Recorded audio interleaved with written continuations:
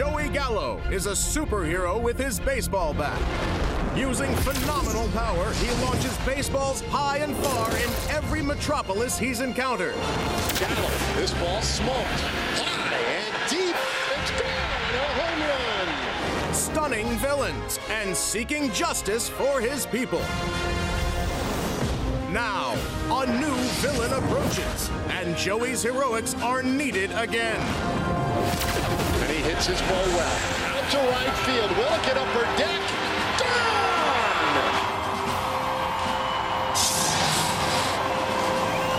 Gone! Rangers baseball is presented by Shiner Light Blonde. It's light, done right. That was kind of fun. And it should be fun again here tonight. The Rangers and their big sluggers like Joey Gallo and company. They have enjoyed this series with the Orioles. And tonight, game 3 of a long 4-game series. Welcome in, everybody. Great to be with you once again. The Rangers and Orioles. This has been a series the Rangers certainly have enjoyed. Normally, with a 4-game series, you go into it with a little bit of caution because, you know, weird things can happen. The Rangers have not minded at all, and in fact, this offense now for the better part of a week, rolling. It's really rolling, and they've pounded the Orioles the last couple of games. 2 more games left in the series. But over the last week, it's been a nice all-around effort by the Rangers. They've pitched, they've played defense, but they've really hit the ball. They've won 6 out of 7, scored 8.5 runs per game, hit almost 316 home runs in 7 games. There's been a lot of hot hitters. Jurickson, Profar, Ruggie Odor, 2 of the hottest. They've each knocked in 10 runs in the last 6 games. Again, 2 more games left with the Orioles. See if they can keep this offensive onslaught going. Yeah, no doubt. It has been a lot of fun, Tom, and they hope to keep it going. It is somewhat shades of days past, maybe when some of the great Rangers sluggers have done similar things. A guy like Vladimir Guerrero, and we'll celebrate him tonight, not just in the pregame show, but certainly tonight we will put him in the spotlight when we come back. Rangers baseball is sponsored by Ford. Visit your local Texas Ford dealer during the Ford Summer Sales Event. Ford is the best in Texas. By Shiner Light Blonde. It's light, done right. And by Southwest Airlines. Low fares, no hidden fees. That's transparency.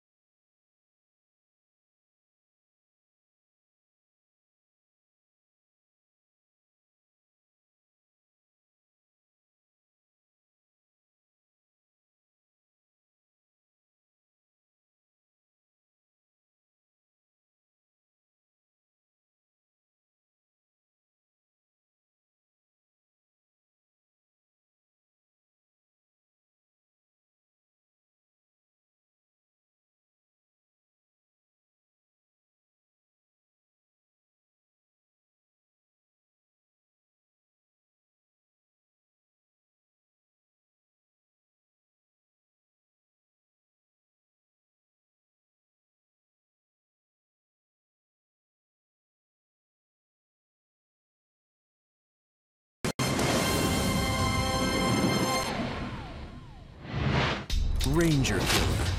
Noun. Used to describe a one-man wrecking crew against the home team in Arlington. Next to the dictionary definition, you'll see one man pictured. The original Ranger Killer, Vladimir Guerrero. Guerrero rifles one into left field. During his time with the Angels, the man simply known as Vlad terrorized Texas to the tune of a .395 batting average, the highest ever recorded against the Rangers. In one of baseball's greatest twists of fate, the original Ranger killer went from Anaheim to Arlington, becoming an integral part of the Rangers' first ever World Series run. From Ranger killer to Ranger legend to Hall of Famer, Vladimir Guerrero is forever enshrined in Cooperstown, and now he returns to Arlington.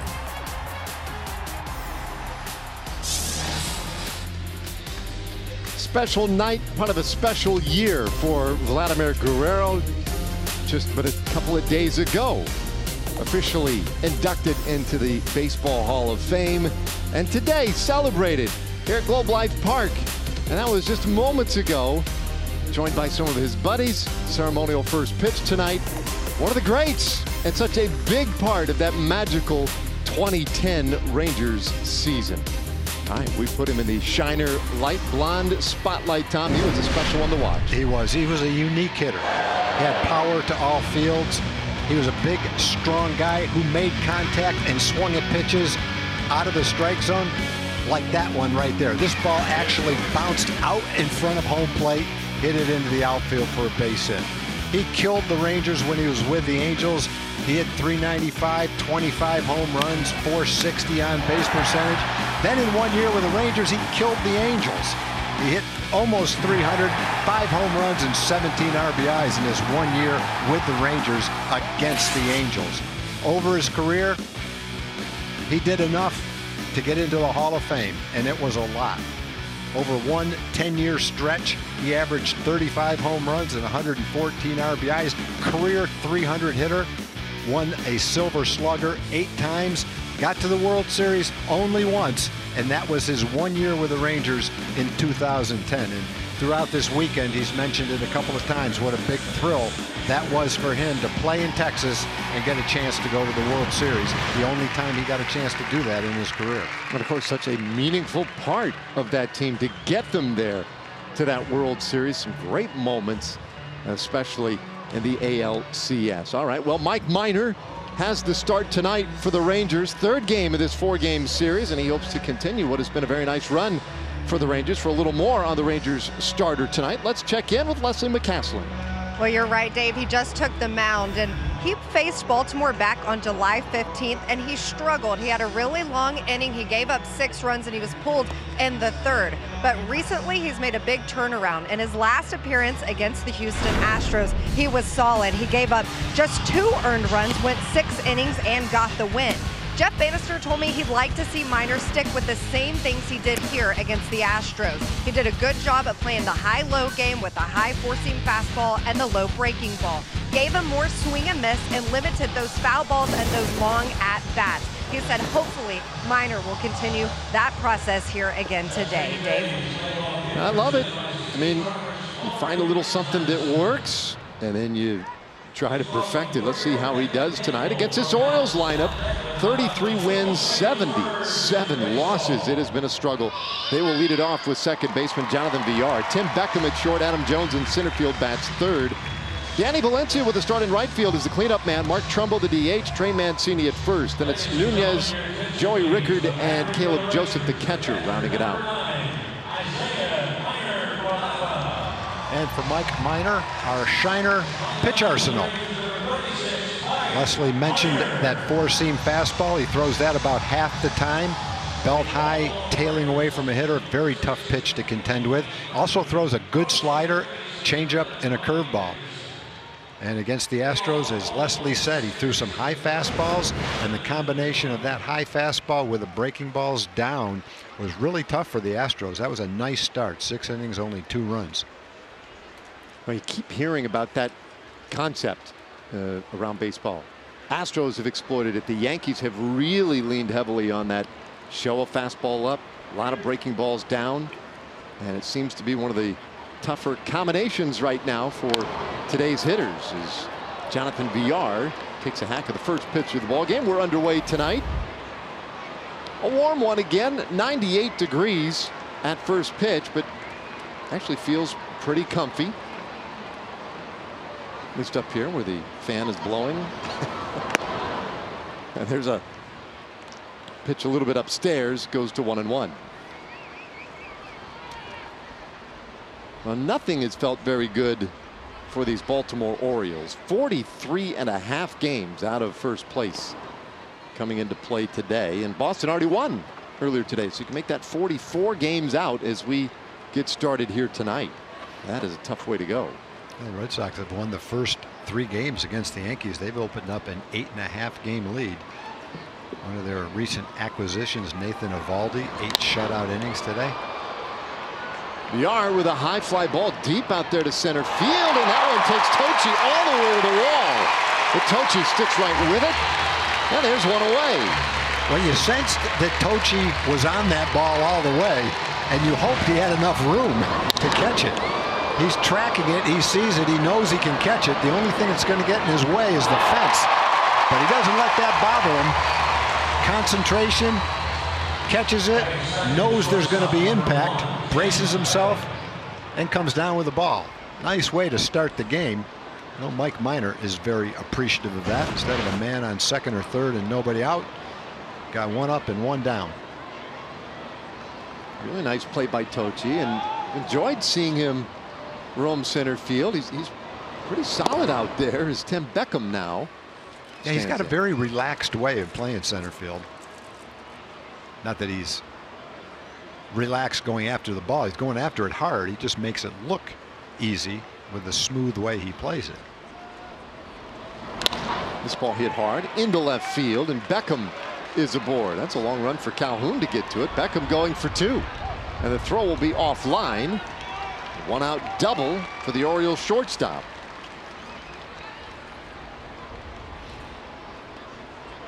I'm going to take a look at the Ranger defense tonight. It's delivered to you by DeMontrond RV. So Willie Calhoun retrieve that ball. Carlos Tocci in center, make a great catch, and Joey Gallo will be in right field for the Rangers. Jurickson Profar gets the start at third. Elvis is at shortstop. Rougned Odor at second. Ronald Guzman gets the start at first base, and behind the plate, Isaiah Kiner-Falefa. So man in scoring position for the Orioles, and here is Adam Jones. Jones .282 average, and he takes a strike. Has a long look back at Mike Esterbrook as if to say, wait a minute, you watching the same thing I'm watching? Didn't like that call.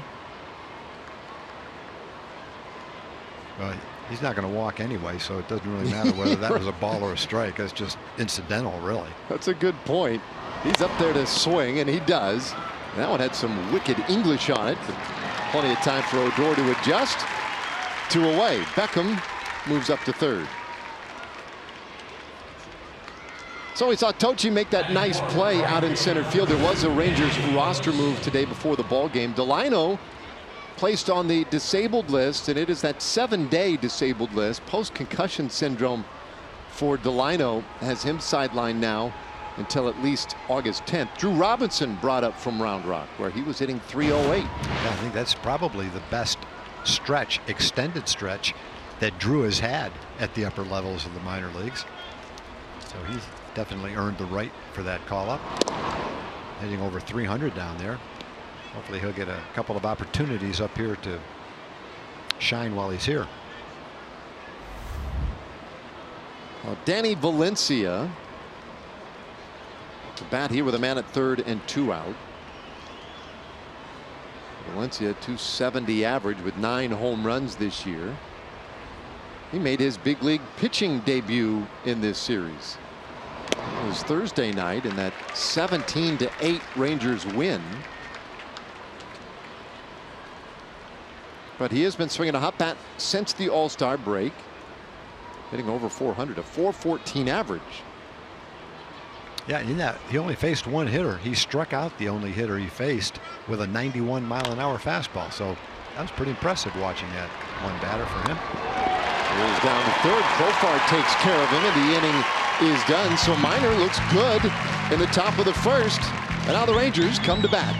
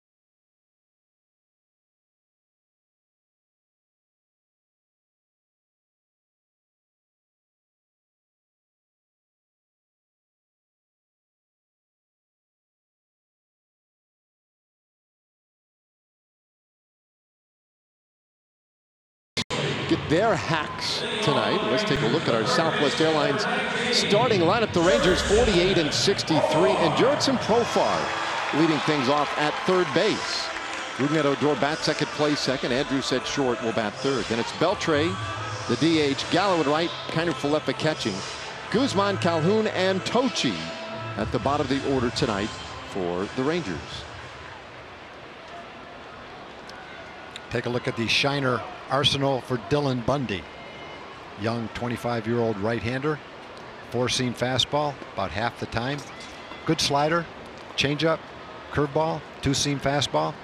Pretty much you'll see four-seam fastballs. That's the high fastball, slider. Kind of the same thing that Mike Minor is trying to do today. From the right side, Dylan Bundy will be trying to do the same thing.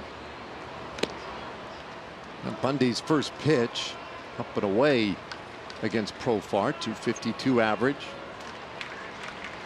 On base, 338 for Profar. And he'll take a borderline strike. It's 1-1. Profar up at the top of the order with the Shields sideline now for a little bit. Did not play yesterday, was 2 for 5 in the opener. But finds himself in a hole here, ball and 2 strikes. And Dylan Bundy was the 4th pick in the draft in 2011. And a lot of the scouts that watched him, if you asked them who the best high school pitcher they ever saw was, they would consider him. I'm sure they'd have a list of several others they'd consider, but that's how good he would. Look at this ball spin and come back. How about the spin on that one? And Joseph stuck with it. Profar, just a bad luck put out there, 2-3. They hit that ball right off the end of the bat. It went right down into the ground, and it was spinning so fast it spun back toward fair territory. Watch in slow motion off the end of the bat, and you can see it spinning. It almost looks like the ball is cut. You can see part of the ball off the round part, and that ball spun all the way back into fair territory. Look at that. The cupped bat is sharp on the end, and it actually cut the ball, cut some of that hide of the ball. Didn't affect the throw at all, but that's one unlucky at bat to end up with a fair ball on a ball that was a foot foul right behind home plate. So a tough put out. And now Odor, who has driven in 7 runs in the first 2 games of this series. You see his overall numbers. He has been the story for the Rangers the last couple of weeks. But back to your thing on Bundy. Bundy was a phenomenal high school player. You mentioned a first-round draft pick, 4th overall. He's only 25 years old now. Yeah, he missed a couple of years with arm injuries. He played for Sam Carpenter and the Dallas Mustangs, legendary youth baseball team. Been to the Connie Mack World Series, seems like every year for 20 years. He played for him, and on the same team was Archie Bradley. Archie Bradley was a top 10 pick in the draft the same year. So when you recruit those kind of players, both the kids were from Oklahoma. They came to Dallas to play for Sam. And it's pretty obvious they had a good team that year, no matter who else was on the team with those 2 kids pitching. Born in Tulsa, grew up in Owasso, Oklahoma.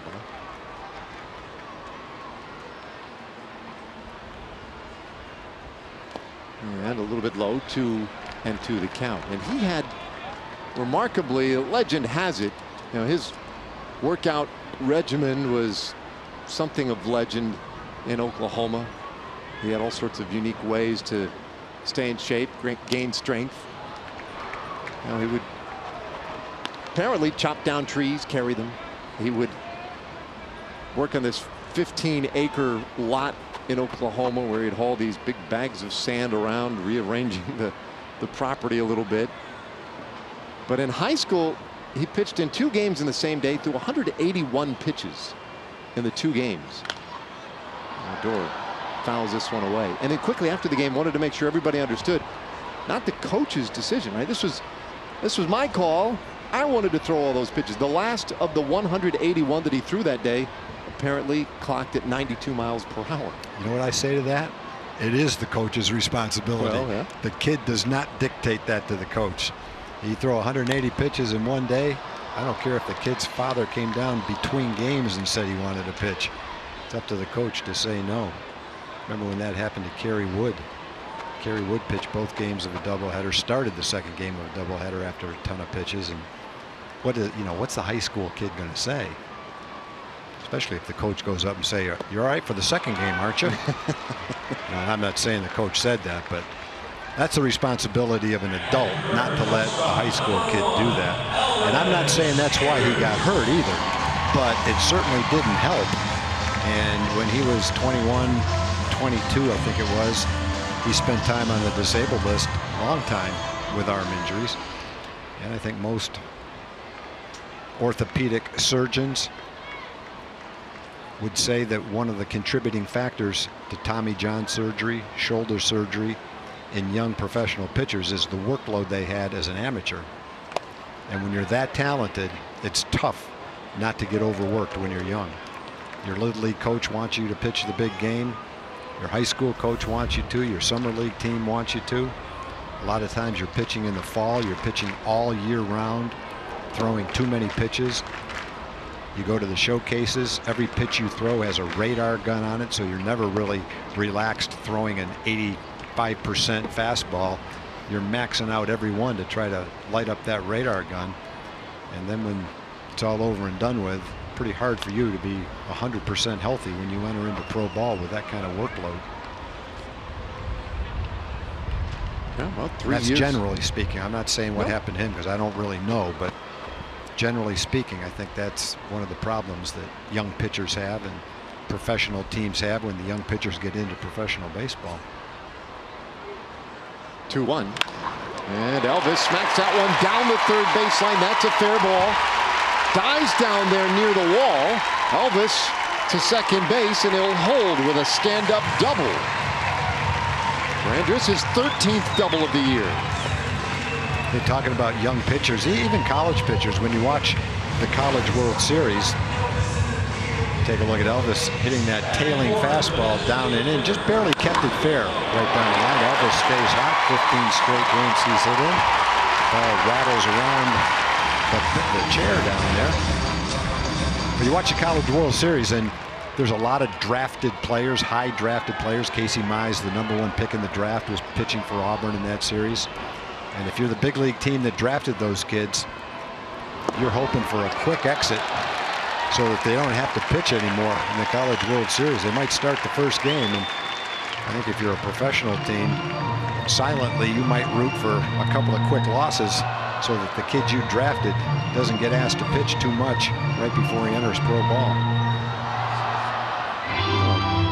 Bundy, wild pitch. Gets Andrus to third base after Elvis extended his hitting streak now to 15 games. Elvis waited till his last at bat last night of the 8th inning. It looked to be an improbable at bat in the first place to get a hit, to extend his hitting streak, and then waste no time tonight. 1-1 now on Adrian Beltre. We've had Keith Meister, the Rangers orthopedic surgeon, on the air several times over the years, and he said the amount of players coming in ages 13 to 15 for Tommy John surgery is almost ridiculous how often it's happening now. It's probably a combination of maybe poor pitching mechanics, improper conditioning, and then a workload that a young arm just can't take. It's where if your child's going to grow up to be a pitcher, you hope it's a girl in fast pitch softball. The underarm motion is not stressful on your arm, but the overhand motion sure is. 2 balls, 2 strikes to Adrian Beltre. Bundy has had some trouble in the first innings this year. And a swing and a miss. He gets Beltre's second strikeout of the inning, and the Rangers leave a man at third. So both teams had a base runner, but neither team scores in the first.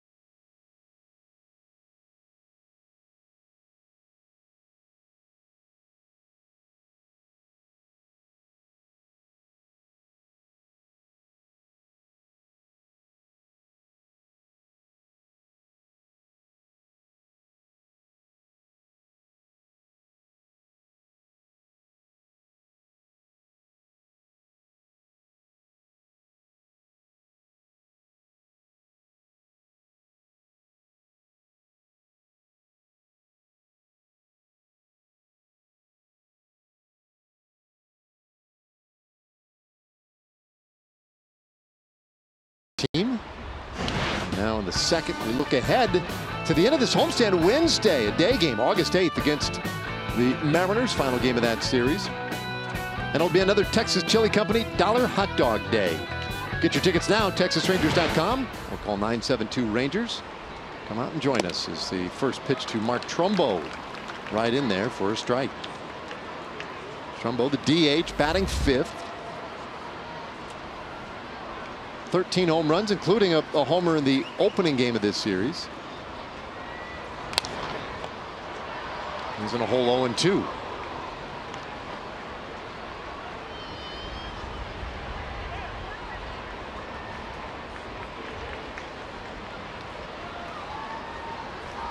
Trumbo currently on a little 6-game hitting streak.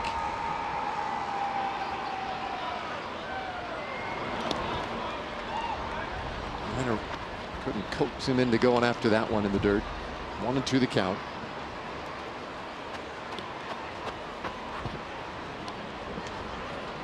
Mentioned earlier, the Orioles 33 wins, 77 losses. And they're 44 games back to Boston up to the moment. We'll start thinking about, well, how big can that number get, right? I mean, 44 games out. Boston's still going gangbusters, playing good baseball. Baltimore hasn't shown signs that they're going to turn things around anytime soon. And there's a swing and a miss. Trumbo strikes out here in the second inning. So you start to wonder, how big can that number get? Nicely located changeup. Had Trumbo way out in front of it. Once you offer it this, when it's in this location down like that, you're not going to make much contact with it. Everything about that changeup was good. Now Trey Mancini. And he takes a strike. Mancini with 15 home runs this year, a .231 average. Little tapper out toward the mound. Minor has it, turns, and he will throw him out. And so there are 2 gone here in the second inning. One of the worst deficits one can remember. 1962 Mets. They were 60.5 games back of the Giants at the end of that season. That's a long and big deficit to overcome.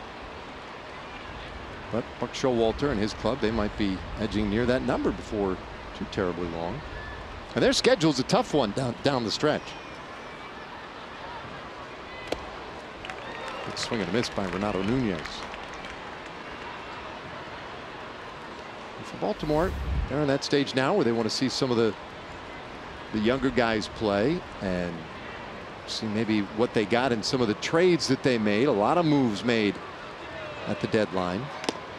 And so that number ultimately at the end of the year won't really matter, much as it did not for those Houston teams when they began their rebuild. Whether they lost 105 or 111 games was immaterial. It was about developing guys for the future run. So I guess all you want to do is lose one more than anybody else, just to make sure if there's one superb player available in the draft that you're the one that gets him.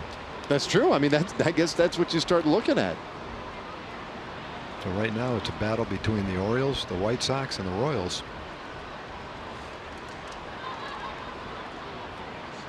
One-two pitch. It's not like football, certainly not like basketball, where one spectacular teenager can come in and turn your organization around. It can almost happen in basketball. I guess it can happen in football if it's a quarterback. But in baseball, your return on that investment doesn't even show up for several years, so you don't really know.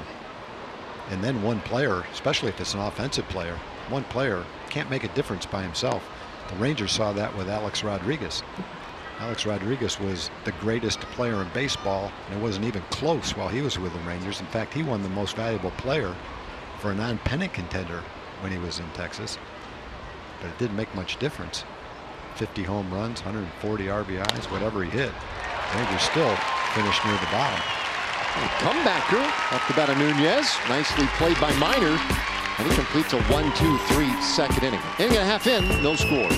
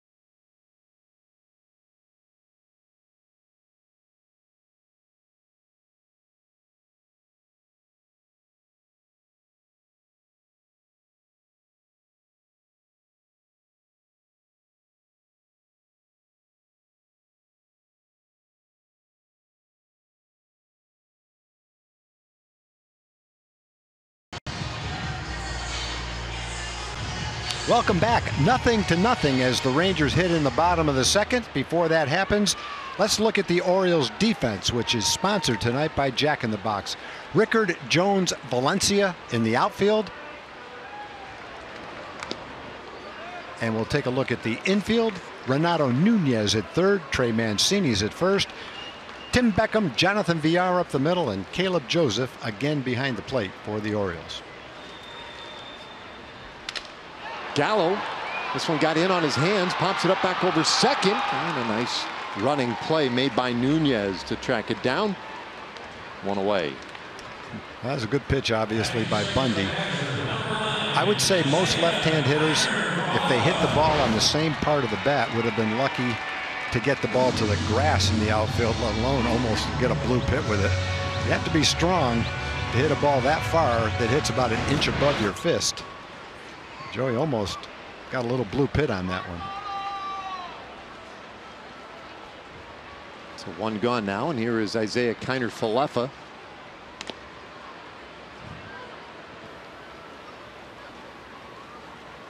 Isaiah getting the job behind the plate tonight. He went 2 for 5 with a couple of RBIs Thursday night.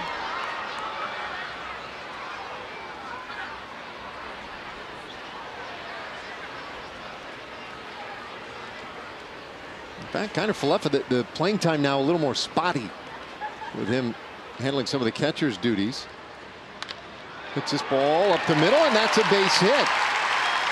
And Isaiah aboard with one out here in the second inning. Well, Isaiah's been hot coming into the game. He was hitting .379 with that hit. He's 12 for his last 30, hitting .400 in that stretch of time, and you can see him fight that ball off. That ball is really inside. It's going to hit the bat the same way that Joey's ball hit the bat, but he just kind of yanked his hands in toward his chest and got enough of the barrel of the bat on the ball to hit it hard enough to ground it into center field for that hit.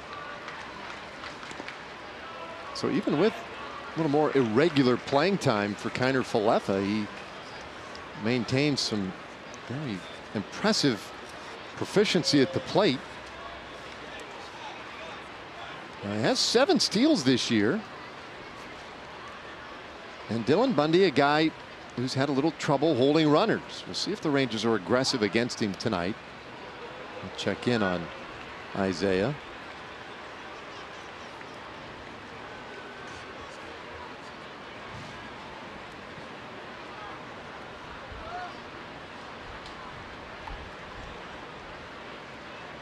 Guzman waiting. And he's ahead now 2-0. Ronald with the .237 average. 1 for 3 last night. Was hit by a pitch, scored a couple times.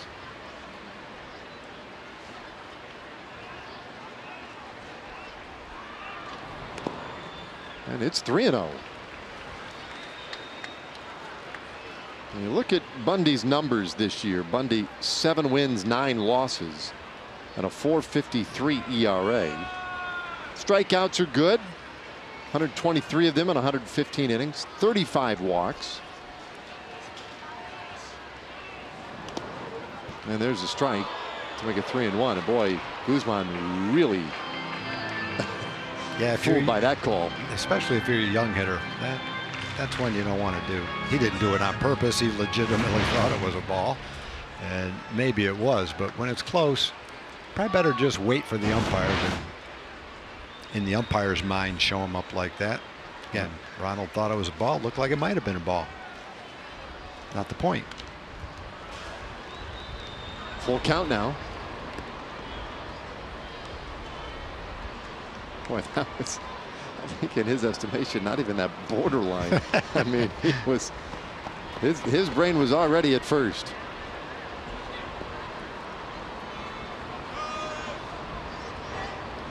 So suddenly Bundy back in the count.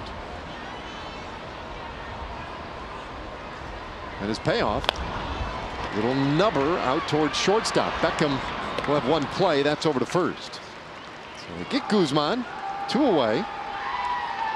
Kiner-Falefa out there at second base now. That gives us a moment to check in with our good friends over at Southwest Kia. At Southwest Kia, we've made car buying easy. $250 down delivers, monthly payments $250 a month or less. SouthwestKia.com. All right, so with 2 out, it'll be up to Willie Calhoun. So one of the numbers, though, that jumps off the page about Dylan Bundy this year are the home runs. He's allowed 26 home runs this year. And that has been a real big problem. Tied with Jacob Junis of the Royals for the most allowed so far this year in Major League Baseball. Good chunk of them, though, came in a 7-start stretch back early in the season. Been a little better at keeping the ball in the yard lately. And there you see it. Tied for most in the American League.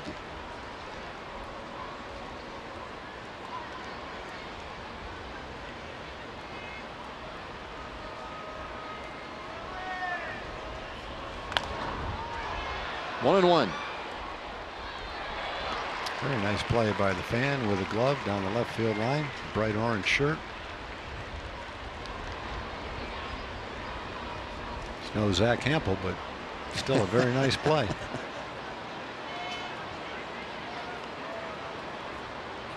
Oh, representing the Netherlands. This one fouled back out of play by Calhoun, who has a little 4-game hitting streak going. In fact, Willie has hit safely now in 8 of the last 10 games at a .323 clip. And he's been piling up the doubles in this series. They play him fairly conventionally on the infield. Straight away in the outfield. The 1-2. And this one's lifted into short right field.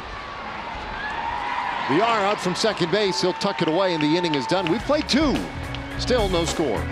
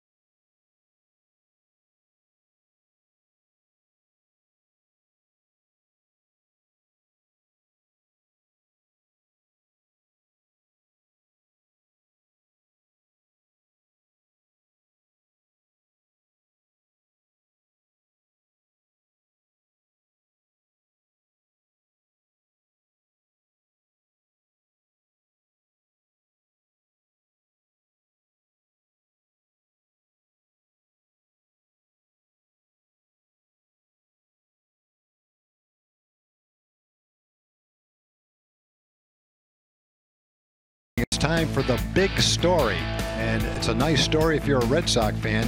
Yesterday, Rick Porcello, a complete game, 1 hit, 1 run. It was a home run, no walks, 9 strikeouts, almost a perfect game. Today, Nathan Eovaldi, not quite as good, but almost. 8 innings, 3 hits, might have been better. He didn't give up a run. 1 walk and 4 strikeouts. Back-to-back days, 17 innings, only 1 run against one of the best offenses in baseball. Red Sox had won the first 3 games against the Yankees and opened up an 8.5-game lead. Of course, against his former ball club. Got one other note on Rick Porcello's game last night. Complete game took 2 hours and 15 minutes. Today's game, that's a rapidly played game. Rickard pops this one up into short left. Calhoun is there. He threw 86 pitches in a complete game. The last complete game under 90 pitches happened in September of 2006. 89 pitches. You know who it was? You already know, I told you. Rick Porcello. The last two pitchers to throw a complete game with less than 90 pitches. The last two times it's been done by Rick Porcello. It would have taken me a while to come all the way back around on that. It's slightly a trick question, I guess. That's what he's capable of doing when he's on. Boy, you add to that list Chris Sale. Chris Sale's on the disabled list right now. They hope to have him back fairly soon. But in the meantime, they traded for Nathan Eovaldi, and he's thrown just about like Chris Sale would have thrown had he started those games.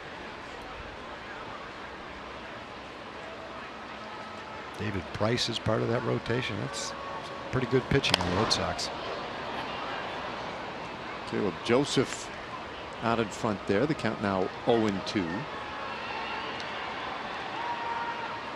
You at a point yet where, especially now that the deadline is passed, that you could say one way or the other, you have identified a favorite among the American League contenders? Well, I think it's pretty obvious that you have to go with the Red Sox opening up an 8.5 game lead. Maybe a couple of months ago, you might have looked at the Yankees and thought that that was going to be a really close race come right down to the stretch, and it might still happen that way. But right now, with the power the Red Sox have in their rotation and the solid lineup that they have, seems like it's going to be pretty hard for the Yankees behind by this much with 2 months to go to catch them. Joseph with a strikeout, 2 away. Let's pause a moment, a Chevy game break, and check in with John Radigan.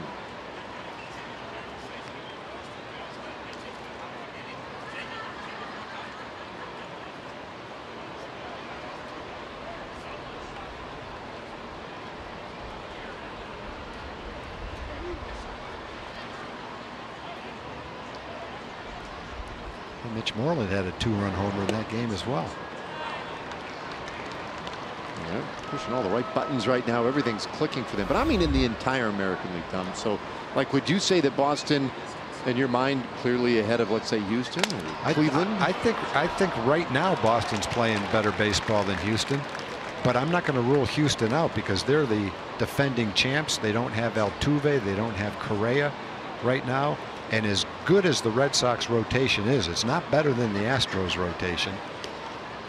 I think you might give the Red Sox a little bit of an edge with Kimbrel as the closer. Although the Astros have a lot of power arms to choose from late in the game. I think if both teams are healthy, I tend to go by the theory that until someone beats last year's champion, that team is the best team. So I'd still stick with the Astros. It's easy to jump on the bandwagon of a hot team, and we're all guilty of that. Right now, if you had to jump on a bandwagon of a hot team, it'd be the Red Sox. But I just remember how overwhelming the Astros were last year, and they're still pretty much the same team, maybe with Verlander all year long with a better rotation. So I'm going to stick with the Astros. I'll take Oakland. You never know. Who knows? I just can't imagine in postseason that their rotation will stand the scrutiny of those other teams. Sliding stop at third, and Profar with a nice play. A 1-2-3 third inning, and Jurickson Profar, what do you know? Finding himself in the mix defensively. Wherever you put him on the diamond, he's due up second when we come back.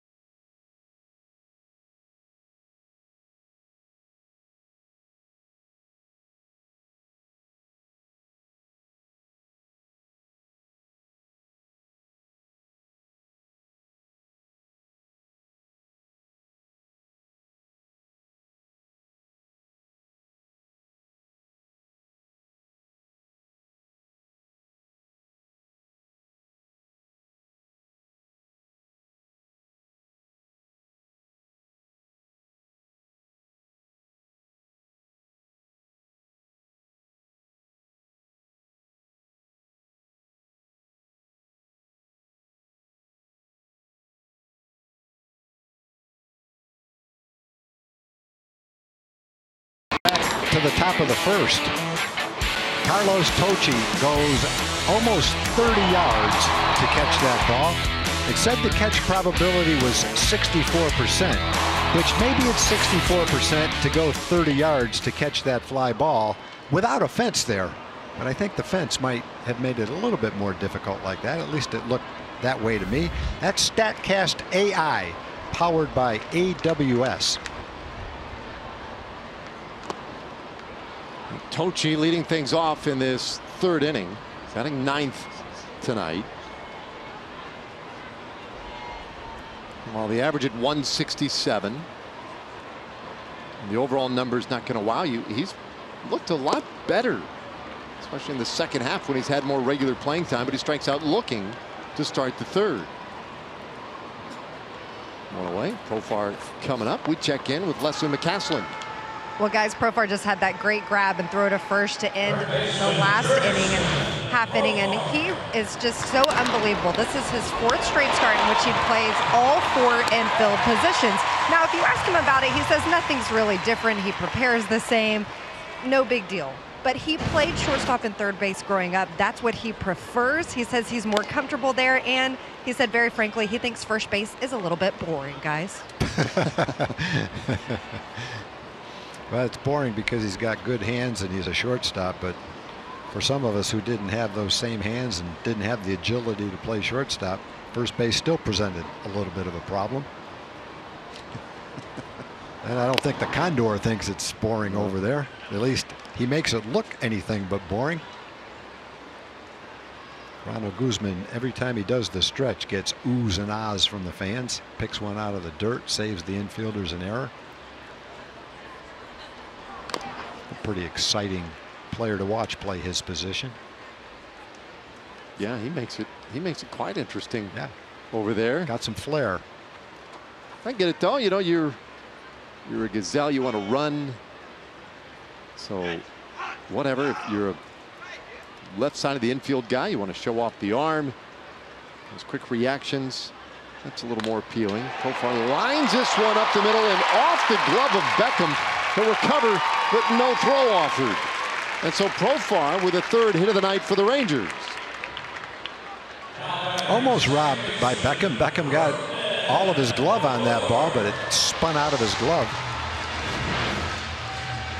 With a slider that pretty much just spun, stayed straight on the outside part of the plate. And Gerritsen hit it hard enough so that Beckham wasn't able to keep it in his glove.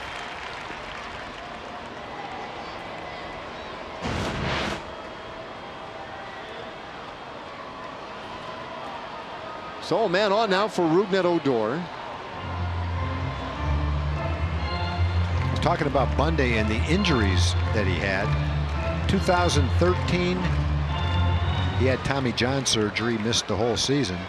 And then in 2014 and 2015, he pitched a total of 63 innings. So over a 3-year period between the ages of 20 and 22, he only pitched 63 innings. And in his whole minor league career, he only has 167 innings, which is a really low amount of innings for a high school pitcher who's pitching in the big leagues right now. Yeah, he went something like a little better than 1,200 days between major league appearances because of that Tommy John surgery and the time it took him to get back. And he's had some other problems as well, shoulder issues and whatnot. Still just 25 years old, however. And, you know, even this year on a struggling Baltimore team, 7 wins against 9 losses. But that dwarfs pretty much anybody else on this pitching staff. Well, you look at the rest of the starting staff, or guys who have started. There have been 10 who have started this year for Baltimore. And so Dillon has 7 wins, and we've talked about how the win maybe not be as relevant a stat anymore. The other 9 Orioles starters have combined for 15 wins of their own. 2-1 now on Odor. So nearly a third of the victories accumulated by Orioles starters this year have been credited to Dylan Bundy. There's Andrew Kashner, who we saw in the opener.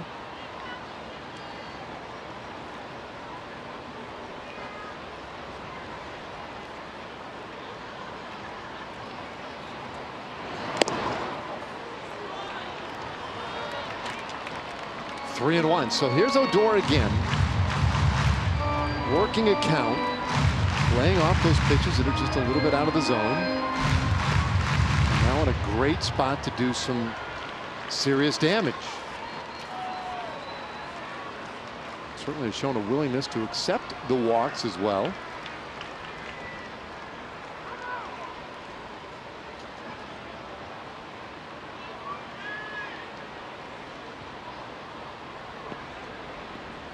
Two for five yesterday with a home run. It was a grand slam. Third career grand slam for Odor. And he'll pump this one back our direction. This was a part of a 7-run inning last night. By the look on the pitcher's face that he missed his location with that pitch and found the right part of the strike zone for Rubned to put the barrel of the bat on it. Sharply hit ball went, ooh boy, 15 or 20 rows back in right field. There's the payoff. Runner goes, and there's ball four. So Odor, who walked 5 times in Thursday's game, draws the walk here. Brings up Elvis Andrews. Now our WinStar World Casino and Resort leaderboard tonight. Look at Rangers' home hit streaks, and Andrews now at 18 with his double back of the first inning. Josh Hamilton hit in 29 consecutive home games back in 2010. Nelly Cruz 21 that year. Those are the only 2 streaks longer than the current one for Elvis.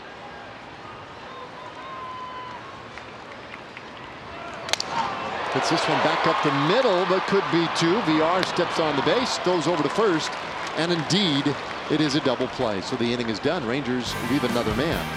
We've played 3, still no score.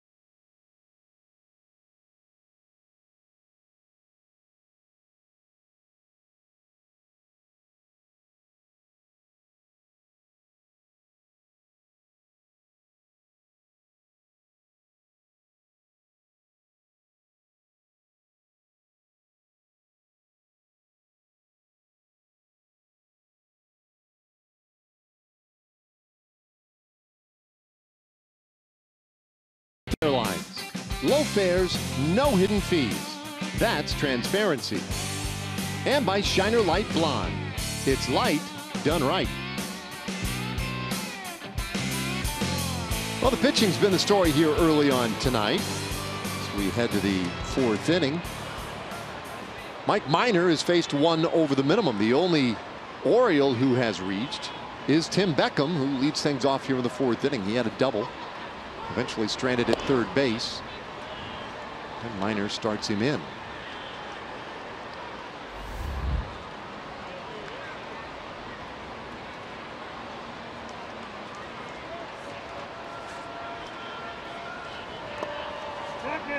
Beckham thinking about bunting, and they want to appeal on that, but no, he pulled back in time, according to Mark Carlson down at first. Beckham hitting .327 since the All-Star break. In fact, that number actually a little better than that with the double earlier tonight. Takes a strike, it's 2-1. He's now 18 for 53 since the All-Star break.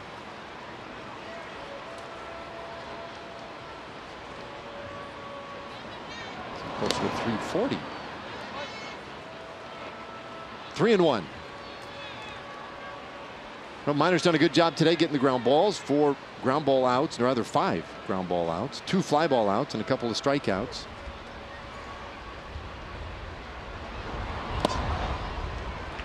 Runs account full now on Beckham. Mike coming off a really good start his last time out in Houston. And Leslie talked about that at the open of the broadcast, about trying to replicate a little bit of what he did against the Astros in that ball game. And a little pop up out into short right field, playable for Odor, 1 away. Speaking of Leslie McCaslin, where is she now? Well, guys, I'm with Eileen King, our progressive fan of the game, because not only is she celebrating her 60th birthday here at the ballpark, thanks to the sign I found her, but she, like a lot of people, is a huge Adrian Beltre fan. Show me all your memorabilia here. This is Adrian's memorable 3,000 hit bat that I bought myself for my birthday, and it's number 325 of 5,000. And she's got the sign, guys. She loves him. She was at that game. Yes, huge fan, and a huge happy birthday to you. And here is your fan pack. We appreciate it, Eileen. Back to you guys. Well, that is What awesome. a great Ranger fan, Adrian in particular. Yeah, a lot of Adrian Beltre fans out there, no doubt. But that's pretty cool. She's all in. Yeah. You see a lot of 29s around the ballpark. Well, a lot of times fans don't necessarily pick the best player, although Adrian is the best player. They pick the player they like the most. And even though Adrian is the best player, he's probably the one they like the most, just because you can come out to a ballpark and just watch him and not the game and see how much fun he has. See the smile on his face. Conversations he participates in with his teammates. It's hard not to like him. Lazy fly ball to center field. Jones retired, 2 away. So a big Rangers fan wanted to put out a poll question today asking fans, well, who is your favorite of all time? Is it Pudge or is it Nolan? And or is it someone else? Or you only had 2 choices? You had 2 choices. You could punch it and then send your vote. And so a lot of people decided instead of doing that, they would simply respond Josh Hamilton or Michael Young. Yeah, that's Gonzalez. That for a diehard fan of a team, it's almost impossible to pick one over the other. Maybe if you're a pitcher, you stick with Nolan. If you're a catcher, you pick Pudge. Infielder, Michael, Adrian. Outfielder, Tom Grieve. Yeah. If you're over 80 years old, maybe. Otherwise, you might go with Josh Hamilton.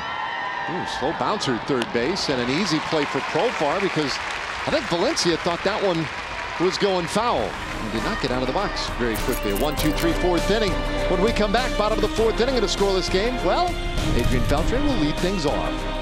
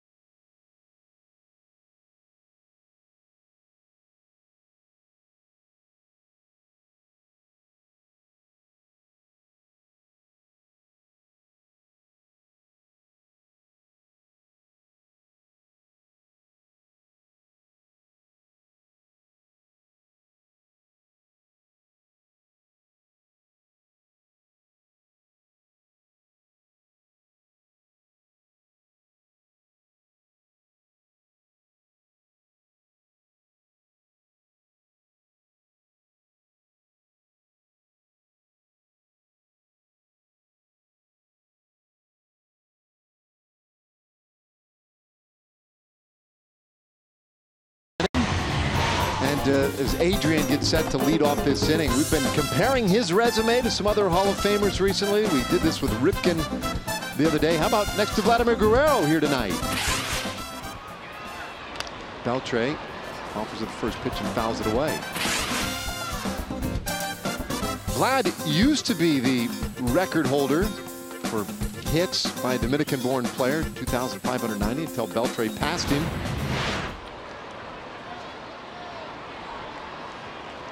Two of the all-time greats, and Vlad now officially in the Hall of Fame. And while just one season of his career spent with the Rangers, it certainly was a memorable one. Obviously, a lot of folks still celebrating the great Vladimir Guerrero in that 2010 season. His bobblehead likes the view from out there. 1-2 on Adrian Beltre. Oh, great giveaway tonight. Now, you were saying in that game 6 of the ALCS, he had 3 RBIs in that game, but that he was really a part of the loudest you've ever seen. I was in the stands for that game. In fact, I was sitting out on the home run porch. Just wanted to see what it was like out there, sitting with my wife. And obviously, I can't quantify this, but to me, that was the loudest roar ever at the ballpark. When he hit the double in the gap to score 2 runs to make it a 3-1 game against the Yankees. And then almost as low. Oh, no, that one. Well, Beltre looked like he was going to be out on a routine play by Renato Nunez, but that's what we saw earlier this year, and it's part of the development of Renato Nunez. The arm can be a little erratic. And so Beltre is on via a very big 2-base error. That's one you don't expect to get if you're a fan. Take a look at it. Looked like Renato had everything under control here. Takes plenty of time. Just launches it. Umpire's coming over to watch first base, and he sees it go into the stands. I think it went into the stand. Yeah, the guy caught it. I didn't see that when it happened. No wonder he was smiling. But right after Vladdy hit that ball, I believe it wasn't, maybe not the next hitter, but at some point in time, Nelly Cruz launched one into the seats, and it was pretty much just as loud then. Might not have been as loud as it was when Neftali Feliz struck out A-Rod to end one of the series. I can't even remember which one it was when he struck out A-Rod, whether it was that year or the next year. But that was pretty loud too. He got Alex looking at a slider, and the fans pretty much erupted as loud as you possibly could in that one too. Nelly Cruz was the next hitter in that game. Hit a solo shot right after it. Let me see here. Yep. Boy, when you take a look at that lineup that the Rangers had, Josh Hamilton hit 350. You've got Vladdy in the middle of the lineup. You've got Nelly Cruz. Not to even mention Michael Young, Ian Kinsler. There were hitters all through that lineup. David Murphy and David Murphy, yeah. Ball and 2 strikes on Joey. Not a fun team to face.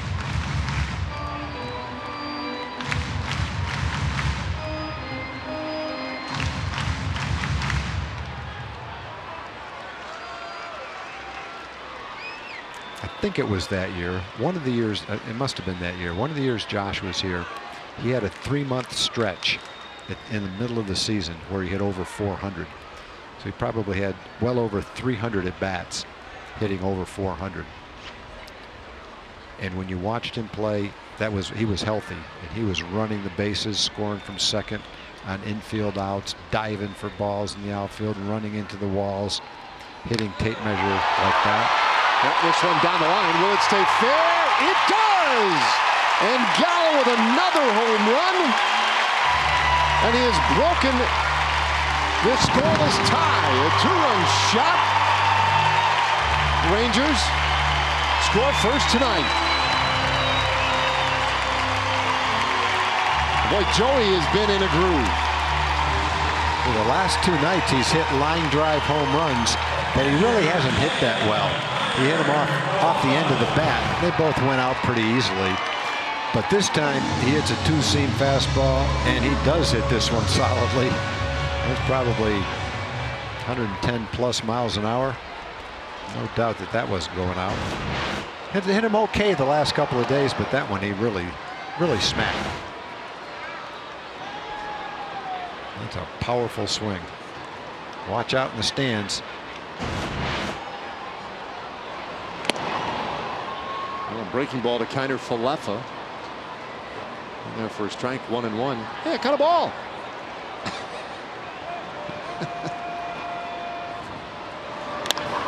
This one out over short. Base it into left field for Kiner Falefa. So big two-base error. The line drive homer, and now a base hit. Tough start to this fourth inning for Dylan Bundy. Kiner Falefa takes advantage of a hanging breaking ball. Slider right in the middle of the plate. Smacks it into left field. Yesterday, David Hess started out pretty well through 3 innings, had an unearned run, and it was the 4th inning that the Rangers got to him for 7 runs and hit 3 home runs. But the Rangers are putting something pretty nice together here in the 4th inning. Bundy kind of had done the same thing. Joey Gallo, by the way, that's 7 home runs and 14 RBIs. In this, the 12th game since the All-Star break for him. 7 homers, 14 RBIs in 12 games. Well, 11.5 games. Runner goes. Pitches down low. Go down to second. Oh, in time. They got Kiner Falefa trying to swipe second, and Isaiah reluctant to leave the base. Well, they're going to take a quick peek upstairs. Quick release by Joseph, and the tag, and won't be any replay on that one. Boy, it looked safe from up here, but then when you see the replay, you see how accurately the umpire called it. Yeah, you say, oh, that wouldn't have been close. No. Bruce Dreckman, second base umpire, on the call. 2 balls and a strike now to Guzman.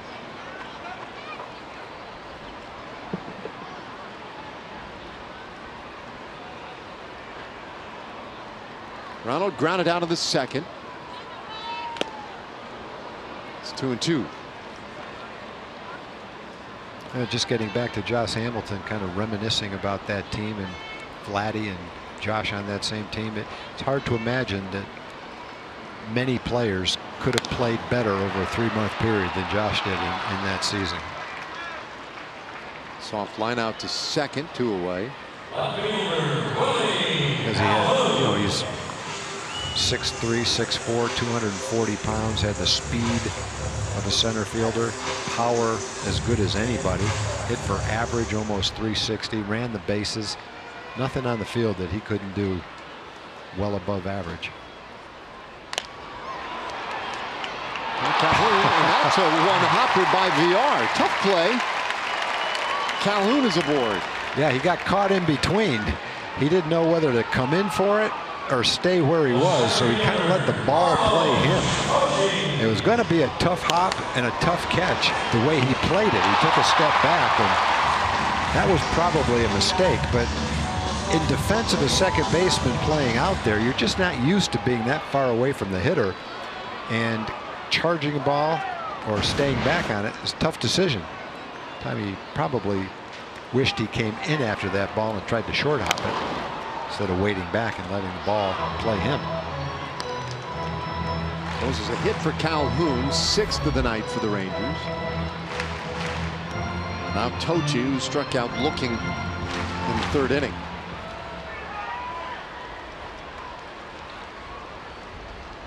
Rangers won the opener 17-8 on Thursday. Yesterday, an 11-3 win. And today, with the early 2-0 advantage.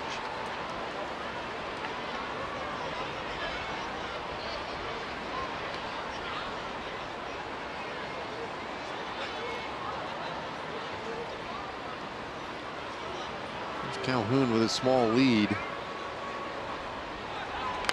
And Tochi fights off another.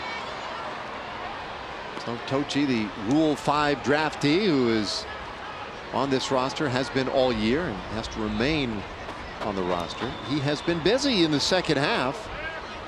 He has played in all but one of the Rangers games since the All-Star break. Hitting .258. And that one is outside. A ball and 2 strikes.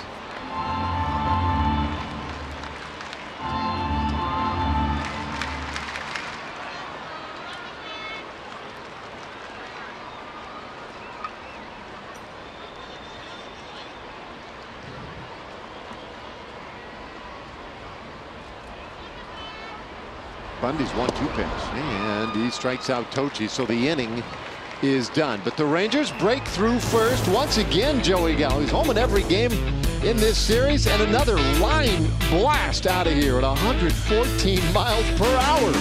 It's 2-0 Rangers.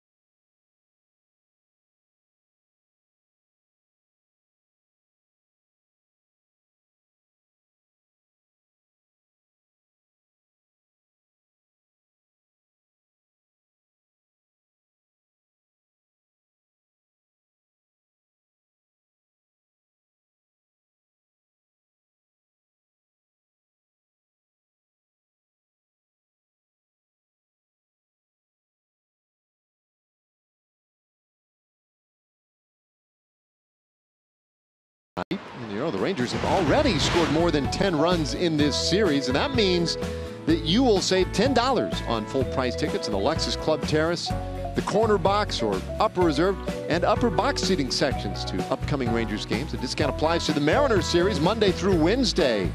Just go to texasrangers.com/specials to take advantage.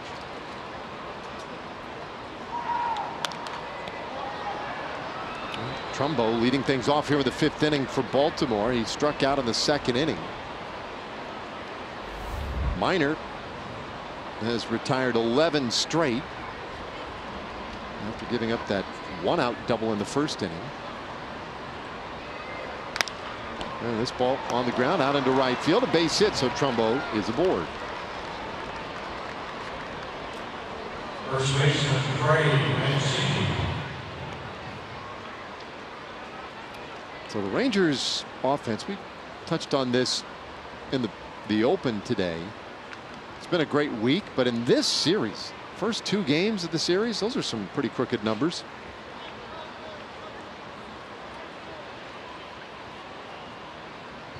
And he's been a big part of it, Joey Gallo, adding to those numbers tonight. Ground ball, second base. Odor with a quick flip to second, 1 on to first, 2. Double play. 4 to 6 to 3. And just like that, the leadoff single erased. The same kind of a ground ball. This one just went right straight to Ruge. One Trumbo hit was to his right. The one Mancini hit was right to him. 1 pitch later. Really couldn't ask for a better ball to turn a double play on. You're so close to second base. It's a simple flip. Elvis doesn't have to worry about the runner. It's almost like taking infield practice to turn that one.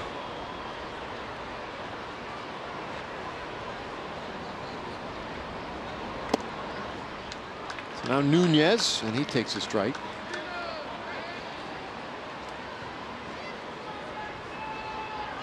That's economical.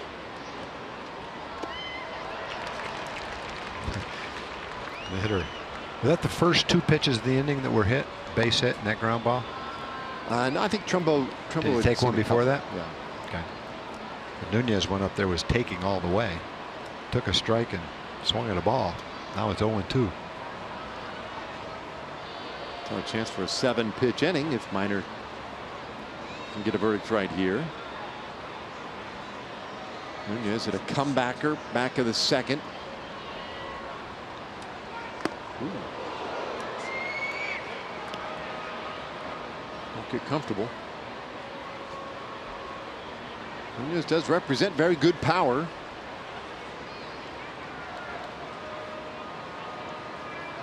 And also working on a little 4-game hitting streak.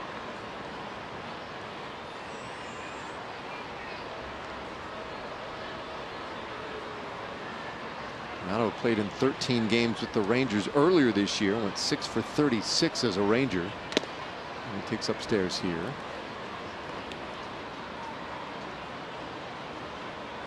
Was claimed off waivers by Baltimore in mid-May and spent pretty much the rest of the time at AAA Norfolk. Just recently called up. And he takes strike 3. Well, it is a short inning nonetheless. An 8-pitcher for Mike Minor. And he'll take a 2-0 advantage to the bottom of the 5th.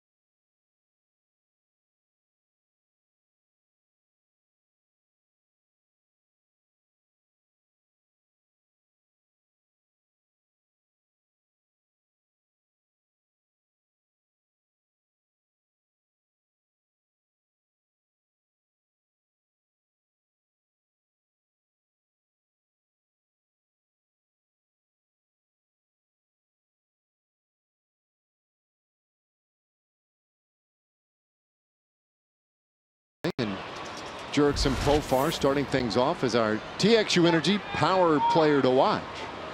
Last 6 games, he's been in a groove. And cues this one down to third base. Nunez takes a little extra time, throws him out, 1 away. All right, time for a Chevy game break. Say hello again to John Radigan.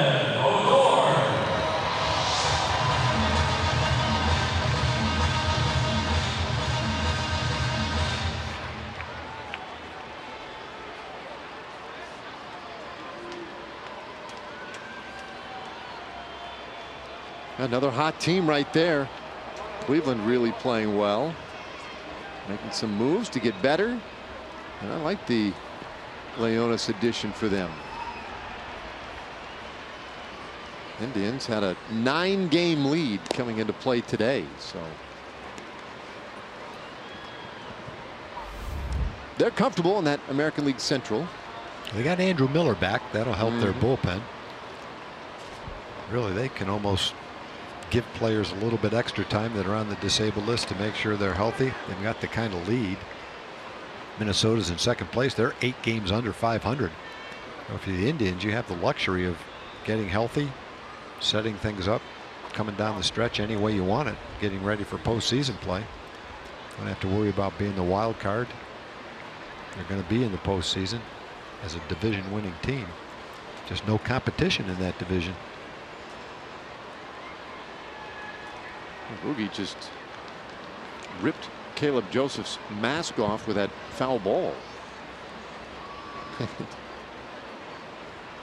slid off in a hurry. The 1-1 pitch. This one popped back behind the plate our direction. Strike 2.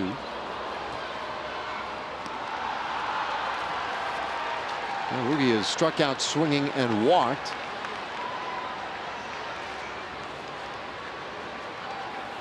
Corey Kluber had a couple of bad outings back-to-back, but now he's on the verge of having a couple of really good ones back-to-back, shutting out the Angels tonight.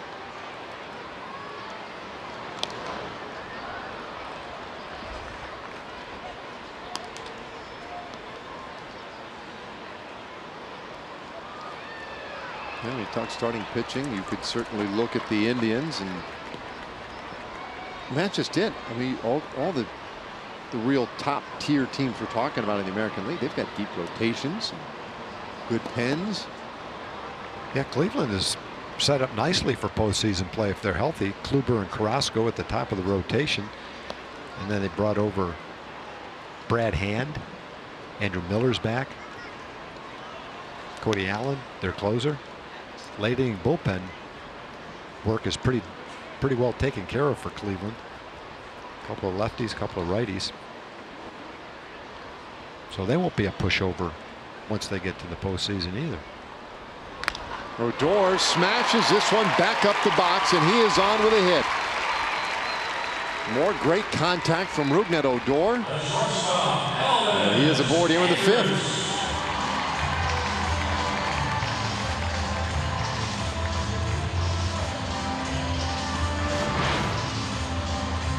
Waiting for his pitch, and when he gets it, hitting it hard most of the time.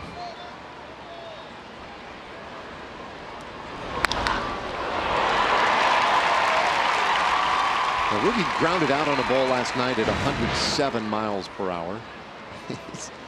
I mean, everything right now coming off that bat is pretty sharply hit. How hard was his home run? Do you remember? Last night, no, I don't. I would have thought that was a 110-ish too. Joey Gallo hit one kind of in the same place today, maybe a little bit harder, and that was 114. Yeah, you said today. Yep.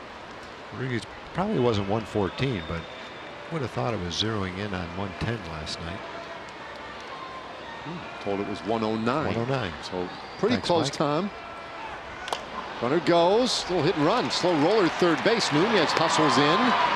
Throws out Andrews, and heading to third is Odor, but they'll throw him out.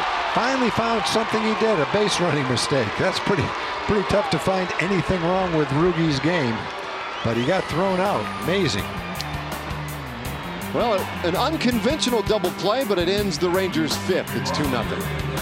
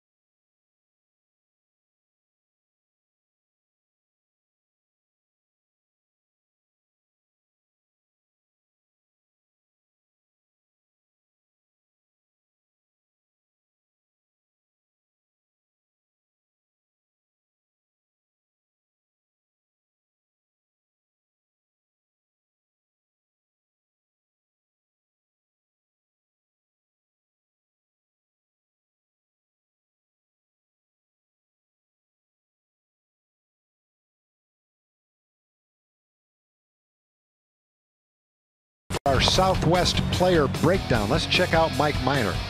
Got Mark Trumbo to wave at strike 3, Caleb Joseph on a fastball, and Renato Nunez looking. No walks, 3 strikeouts through 5 innings. Mike following up a nice outing against the Astros with a pretty sharp one so far through 5 innings tonight. Definitely impressive tonight. 8 and 9 hitters coming up here in this 6th inning, and there's a first pitch strike to Joey Rickard. You mentioned this several times, how hot, not just how hot the Rangers have been, but how hot the Orioles have been. They've been scoring runs. And so when a pitcher right now pitches well against the Orioles, some people might be inclined to say, well, not that big a deal, you're just facing the Orioles, but it's really not the case since the All-Star break. They've been right neck and neck with the Rangers as far as offense goes. There's a strikeout of Rickard, 1 away in the 6th.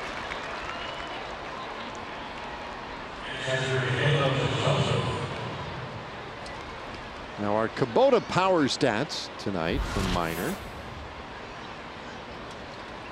Well, they're his numbers for tonight. 5 1/3 innings pitched, shutout ball. No walks, 4 strikeouts, 8 ground ball outs.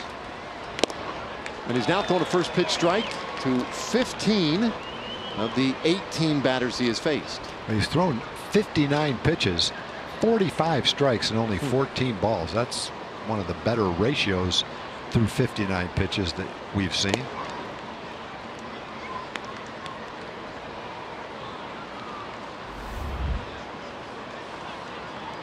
You know, 40-20 would be really good through 60 pitches. He's 45-15 strikes to balls. And there's another strike. This one to Caleb Joseph, 1 and 2 the count. Joseph struck out in the 3rd.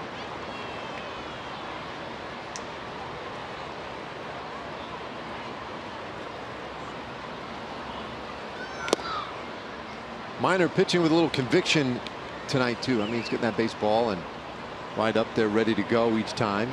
Not a lot of deliberation about what to do.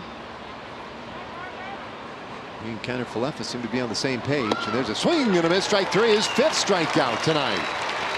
Well, he set up the changeup with a good fastball. He got ahead of the count with his fastball, and Joseph, having a hard time catching up with the fastball, was way out in front of the changeup. You can see the circle change. First finger and his thumb form a circle. The ball comes off his last 3 fingers. Throw it just as hard as you throw your fastball, but because of the grip, the ball goes 8 miles an hour less than your fastball, 6 to 8 miles an hour less usually. And the result is the hitter thinks it's a fastball based on the way you let go of it and what you look like when you throw it. But and then he's fooled by the fact that it's slower than the fastball.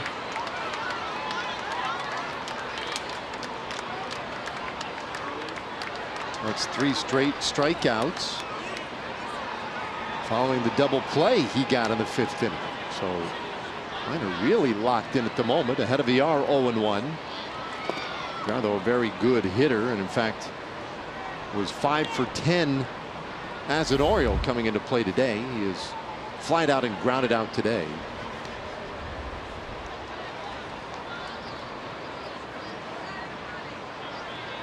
Comes to the Orioles via Milwaukee and part of that Jonathan Scope trade at the deadline. And swings and misses at strike 2. He's getting a lot of swings and misses. That was on a 94-mile-an-hour fastball.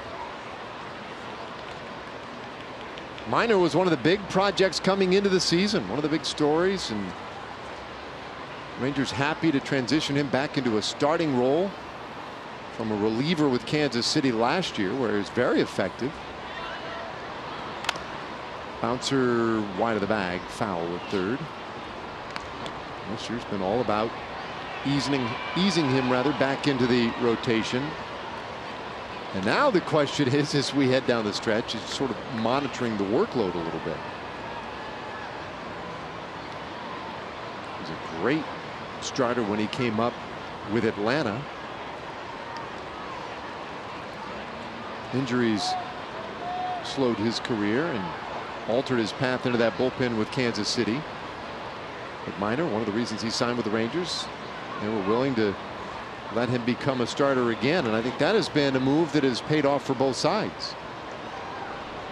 Rangers happy with what they have seen from Minor. The 1-2. Chopper right side of the infield on the slow one. Guzman has to hustle it to first, and Minor gets there ahead of the yard. 2 in the inning. Well, a nice 1-2-3 inning for Mike Minor. 2 strikeouts, gives him no walks, 5 strikeouts. The Rangers are rolling, and so is Mike Minor through 5.5.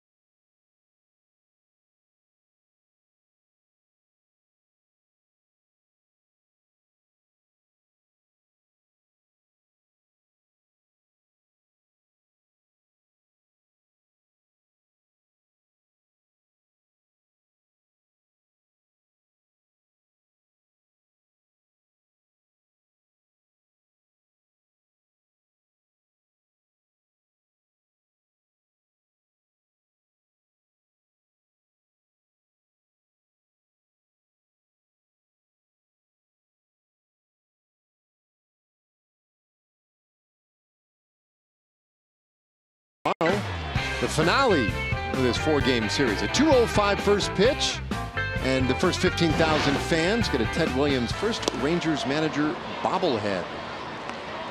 A nice one by Sweet Baby Rays. I don't know what it is about it, but that's how I see Ted Williams as a Ranger. Yeah, the Ted Williams bobblehead. That is a pose that you saw frequently from Ted. Always wore a Ranger jacket over his uniform, and frequently had his hands in his pockets, just like it appears in the bobblehead. 1-1 to Beltre. Ooh, tight. 2-1. Bundy had been getting knocked around in his last 4 starts. His ERA was .839 coming into this start, but he's pitched well tonight. He's given up an unearned run and the home run to Joey Gallo. Scored on Joey Gallo's home run, actually.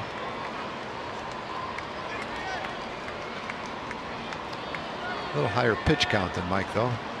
87 pitches right now.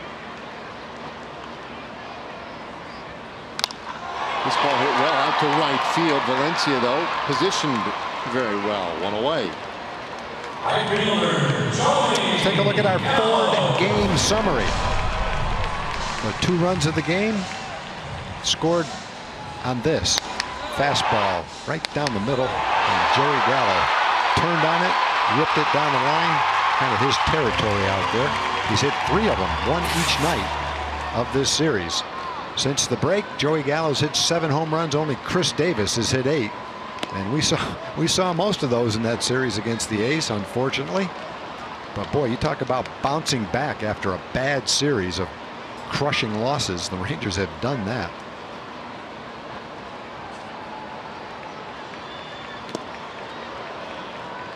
Ball 1 strike on Joey Gallo. We've talked so much about Rougned Odor and all the adjustments he has made and what that has meant for him. Gallo has been a great second half player, and you have to wonder if we're seeing a little bit of that again here in 2018. Last year he was so much more productive in the second half than he was in the first half of the season. Hit 194 in the first half at 229, had a 357 on base in the second half last season. His OPS was 929 after the All-Star break. And he was locked in. And he's off to He definitely looks locked in right now. Yeah. Outside, and it is 3-2, and part of it has been that willingness, like Rugi, to lay off pitches not in the strike zone. You know, I say willingness, maybe it's just recognition, whatever it is.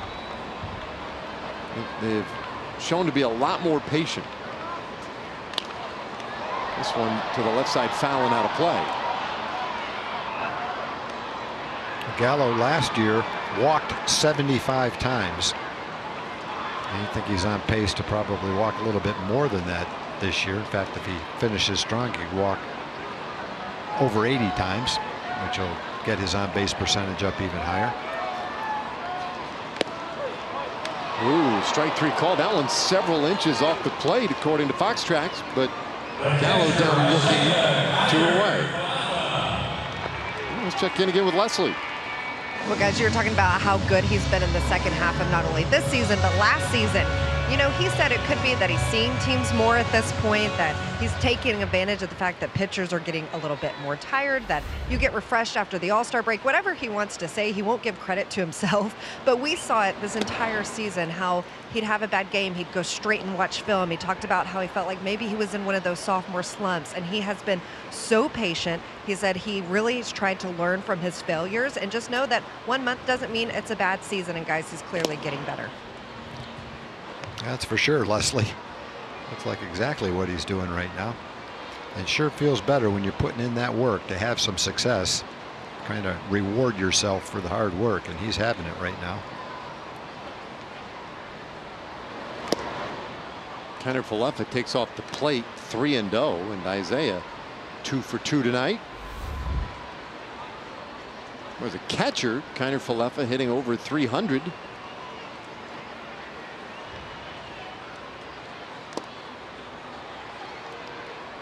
There's the automatic strike, 3-1.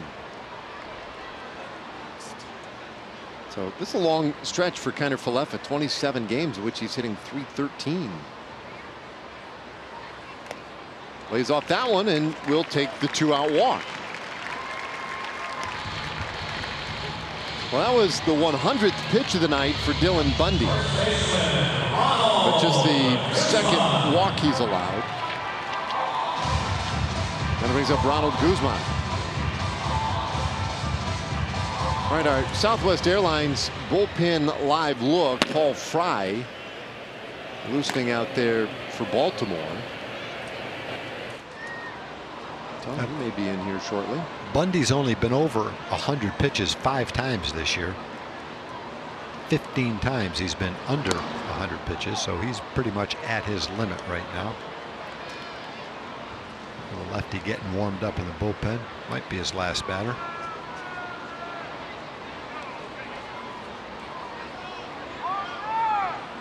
Well, a warm night.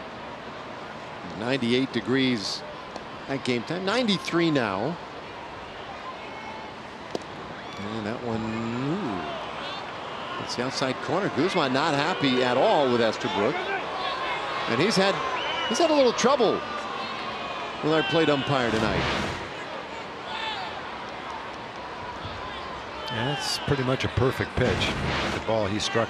No, the 3-1 pitch last time. 3-0 pitch in the second inning, I think. A little bit low, yeah. Oh, you're right. I think it was 3-1. Anywho, it looked like it was ball 4. Now he fouls this one off. But you know, if you have a pitch that you're not happy with, called a strike on a 3-1 pitch, you're still in pretty good shape. 3-2 pitch. Still control the count.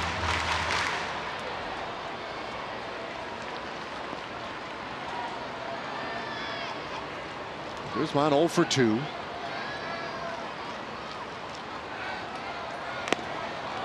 These strikes out swinging. Not happy with it. That will end the inning. Rangers leave a man.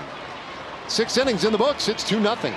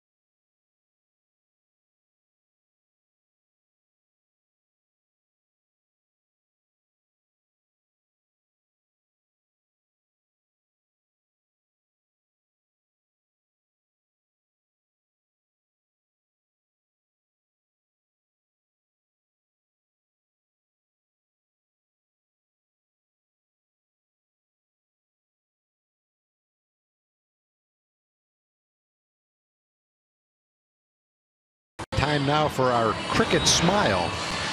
And that belongs to Mike Minor in the 6th inning. Got Joey Rickard swinging to start the inning. He gets Caleb Joseph swinging at a changeup. And then on a little tapper to Ronald Guzman, he gets Jonathan Villar for a quick 1-2-3 inning.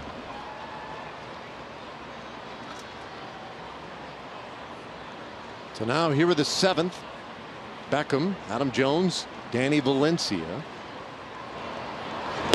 Minor up and away with ball 1. Just 2 hits allowed, 2 base runners so far tonight for Baltimore. And as you mentioned earlier, Tom, this is an offense, the Orioles, that had really been in a groove since the end of the All-Star break. They've been like 2nd in the American League in runs per game. Yeah, pre-game show, or the open to the show, we showed hot offenses, kind of compared the Rangers to the Orioles over the last week. And it was pretty even. Rangers have overwhelmed them a little bit in this series, but the Orioles still have had some hits and runs up until today. Mike Minor has been commanding this game. He's only thrown 71 pitches here in the 7th inning. He's only thrown 18 balls the whole game. And there's strike 3 called on Beckham. And a way to throw in a gem right here.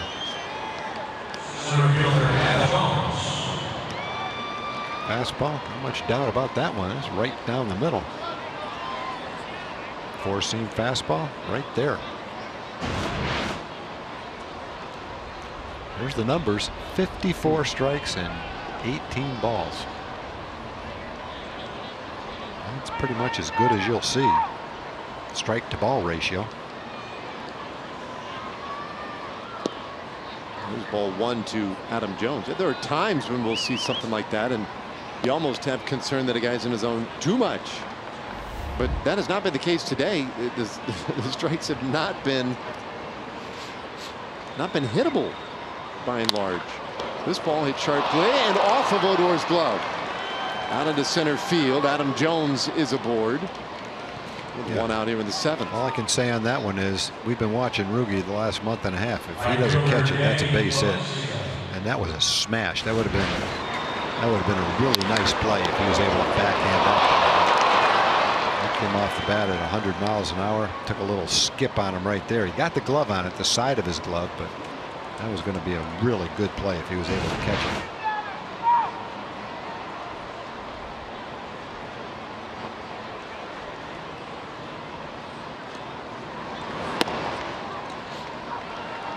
First pitch strike to Danny Valencia. And he has that look on his face too, like, really? We've seen that a few times tonight, both sides. Valencia, the last time he was up, he didn't run out of the box, and he hit a ground ball down to third base. I think he thought it was going foul, but it stayed fair. Now this ground ball smothered by Odor. He'll go to first and get Valencia. And another great defensive play by Rougned Odor. Well, if he made that play on Jones and followed it up with that play, I don't know what we would have said about him. But that was a beautiful play. Showed his range. Showed the hands that he's got to make the ball go in the glove. The agility to get up and throw it quickly, and then the arm strength and the accuracy to finish it off.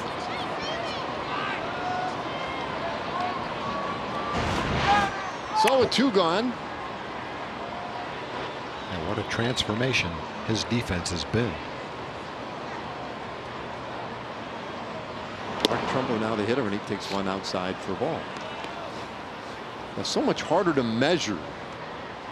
You know, we can put numbers on all the hitting that Odor has done, but a lot harder to legitimately measure his defensive improvement. There you see the in-game box score. Not a lot doing these Orioles hitters so far. Just the 3 hits by Beckham, Jones, and Mark Trumbo. 6 strikeouts so far for Minor.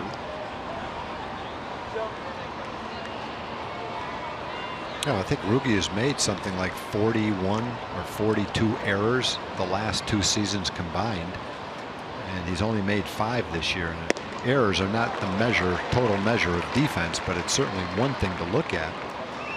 And I think what it shows that Ruge has done is he's pretty much made the routine play an automatic play. In the past, that hasn't been the case. You don't make 20 errors back-to-back years if you're converting your share of the routine plays, but he definitely has done that. And then I think he's added to his defensive record by the extra plays he's making, like that diving play he just made.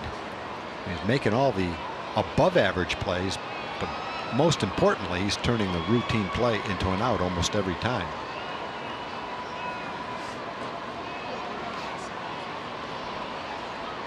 Three balls and a strike on Trumbo. And it's a full count. In case you're looking for a fastball on that 3-1 pitch, I'm going to cross you up a little bit. Well, Minor trying to make it 7 shutout. He's at 81 pitches for the night. Rangers got their 2 runs. Back in the 4th inning. Minor has been in absolute control from the get-go. Here's the payoff. And a flare into center field, base hit. Jones rounds third. He'll score on the Trumbo single. It's a 2-1 ball game.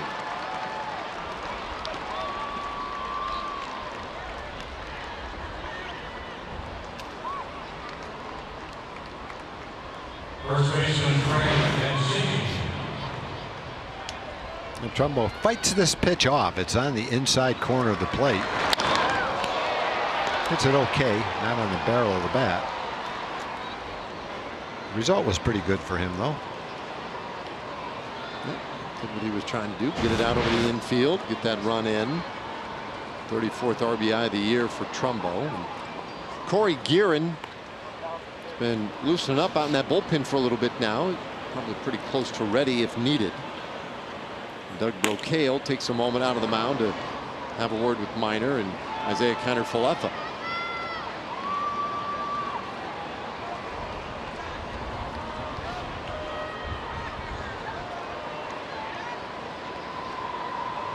Pitch count has not been an issue tonight. The highest pitch count he has right now is here in the 7th inning. He's thrown 14 pitches. And Jeff Bannister has talked a lot coming down the stretch. This is the most innings Mike has pitched in the last couple of years. He was in the bullpen last year, so he's far surpassed his innings total from last year.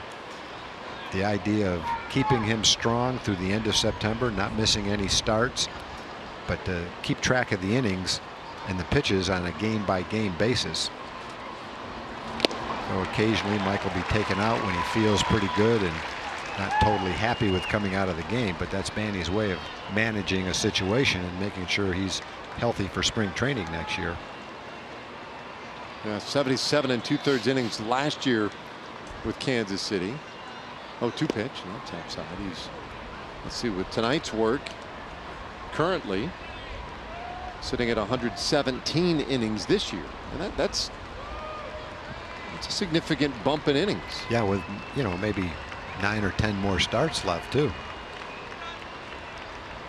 The 1-2. Mancini squibs this one towards second base, and Odor throws him out. The inning is done. Baltimore gets a run off Minor. It's a 2-1 ball game, and he pitched beautifully tonight. The time now for God Bless America. Your We turn it over attention, to Chuck please, Morgan. ladies and gentlemen. Will you please rise and direct your attention to the area behind home plate? And welcome back from the band Prophets and Outlaws, Matt Boggs. In honor of all the veterans who have served our country and the servicemen and women who are currently stationed at home and around the world, Matt will now perform God Bless America. God bless America, land that I love. Stand beside her and guide her through the night with the light from above. From the mountains to the prairies, to the oceans, white with foam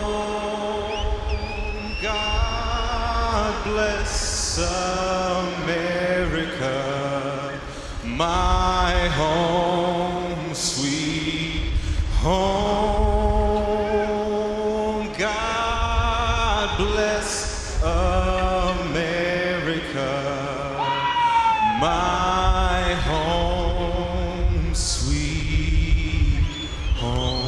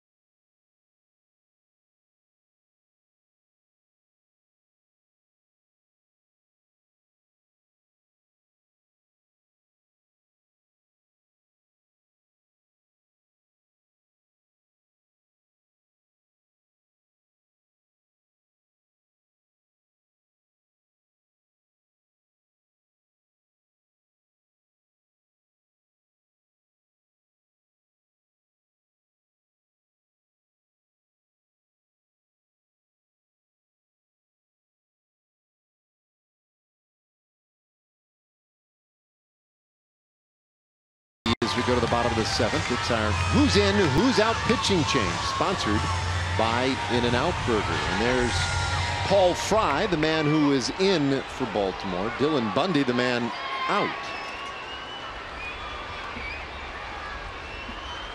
Fry making his 15th appearance of the year. Yeah, pretty nice numbers for Fry. 15 strikeouts, only 3 walks.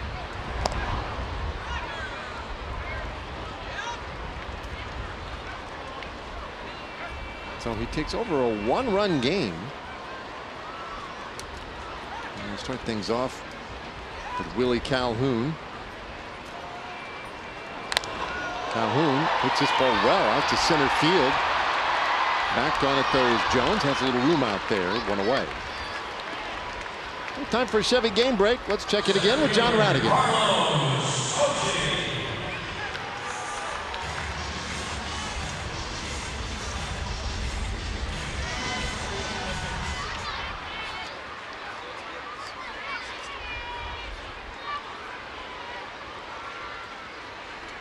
Yeah, that continues to be a wild National League divisional race, the Central. Brewers putting up a pretty good fight here in 2018.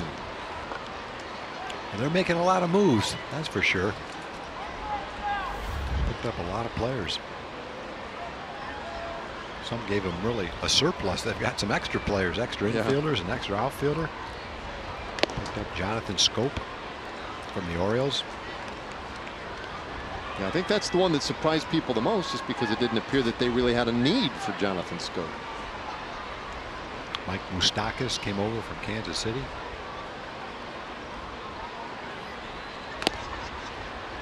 Tochi takes a strike, 1-2 the count. Is struck out swinging and looking as Fry on relief for Dylan Bundy, who went 6 innings, allowed 2 runs on 7 hits, only 1 of the runs earned. A couple of walks and 6 strikeouts for Bundy. Off the plate, 2-2.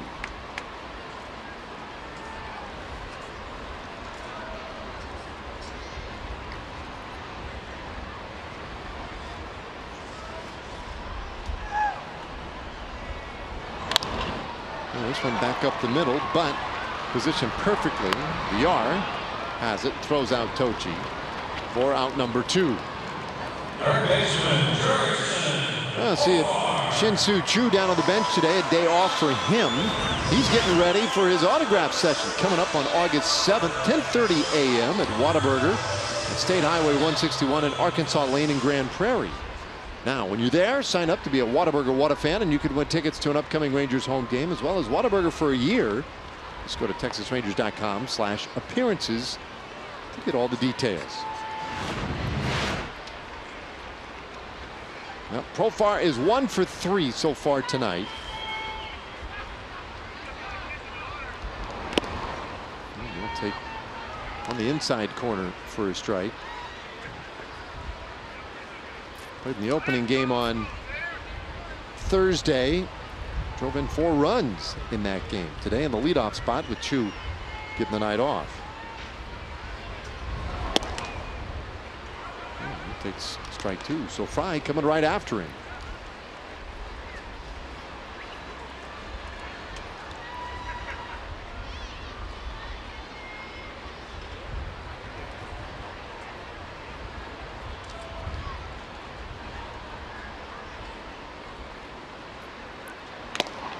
Going very close.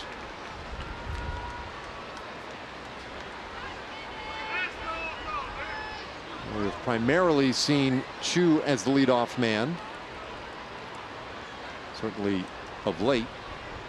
Profar has a decent amount of experience batting in that leadoff spot. He's been used all over the lineup over the years by Jeff Bannister. But when you look back at his entire career, leadoff spot, one of the more frequent positions for him. The most frequent, batting 8th.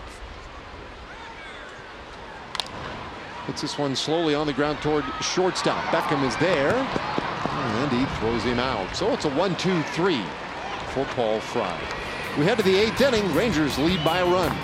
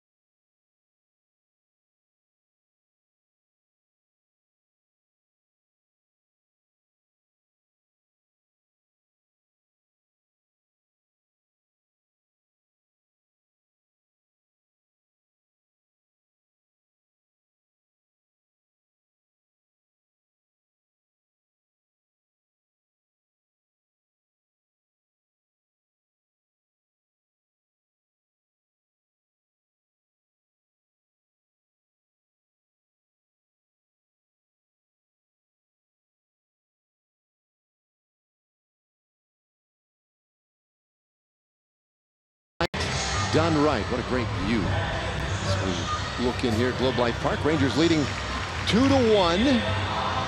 Top of the 8th inning, and you know, a Coca-Cola family pack offers savings of over 50% on tickets. That's Coca-Cola, Tom, not Coca-Cola. You can get over 50% on tickets, food, kids own access, souvenir programs, and Coke soft drinks. It's a great way to see the Rangers and Mariners Monday through Wednesday of next week. Just go to TexasRangers.com/specials and get yourself a Coca-Cola. There's Drew Robinson in the game, playing in left field now. So just called up today. And Corey Guerin on the pitch. Good solid numbers for Corey when you combine his outings with San Francisco and the Rangers. Sinker, slider, and a changeup. 41 innings, 40 strikeouts. As most relievers do, they come into a game with almost as many strikeouts, sometimes more strikeouts than innings pitched. frequently more strikeouts than innings pitched.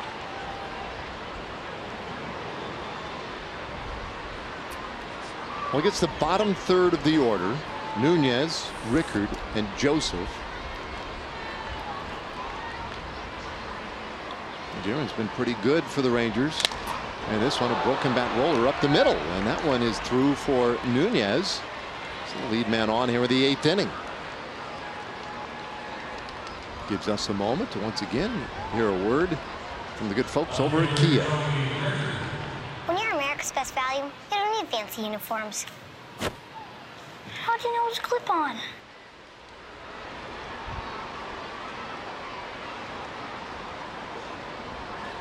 Well, not a lot going on offensively tonight for the Orioles. That's their 5th hit. Nunez aboard. Rickard now the hitter. He is 0 for 2 with a strikeout.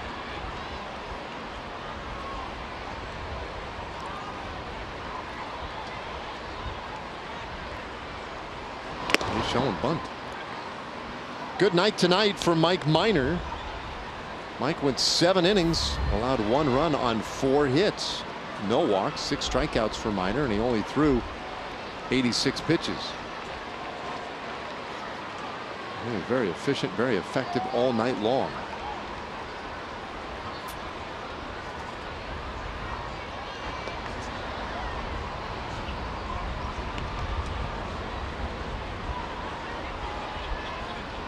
Guerin mindful of Nunez over there at first base. He does represent the potential tying run.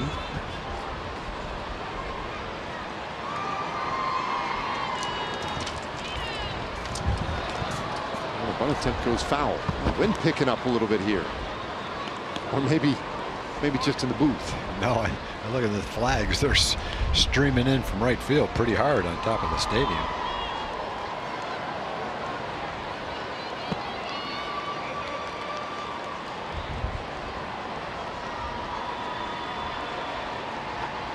We'll see. That wind might have an effect on some balls in play late in this game. We're at the top of the 8th inning. A little bit tight. 2-1.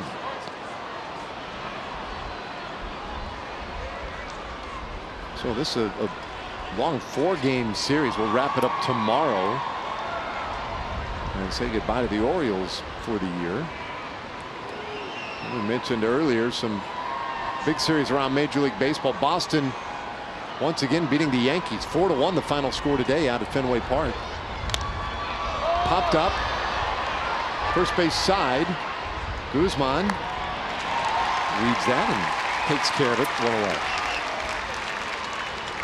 So tomorrow in the finale, our coverage will begin at 1:30 here on Fox Sports Southwest. And our Ford probables, Jeffrey Ramirez and Martin Perez, a rematch of the Saturday game back in Baltimore just prior to the All-Star break.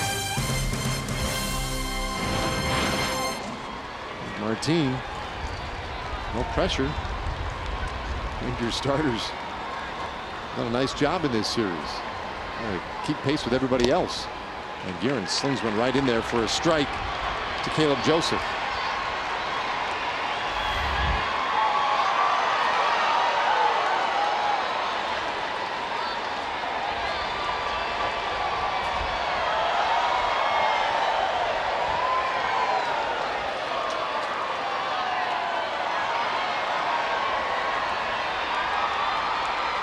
Guerin with that long look in, bit of a trademark for him.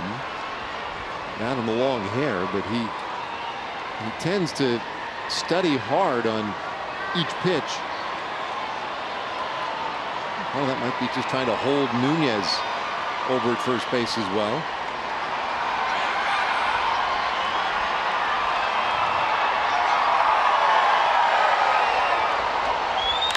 This ball hit well down the left field line. It is hooking foul. He put a pretty good swing on that pitch. Didn't even look like it was a strike inside. Pretty hard to keep that ball fair. You can see he chokes up on the bat a little bit, which helps him control the bat. He got the good part of the bat on it, but he wasn't able to keep it fair. Hit it solidly, though. How many guys choke up today? But you get pretty good, a little bit better bat control, I think, when you choke up. If you're comfortable with it.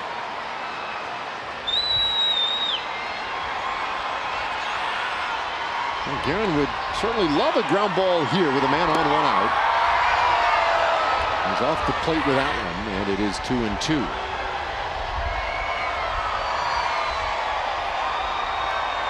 Rangers turn to double play back in the 5th inning.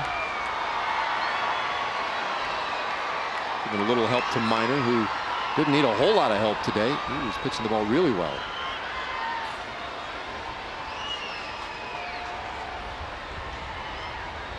Two to Joseph. Way outside, and that one caroms away. Takes a weird bounce toward third. In fact, Guerin, the man who will track it down off the mound. A wild pitch. Puts Nunez at second base.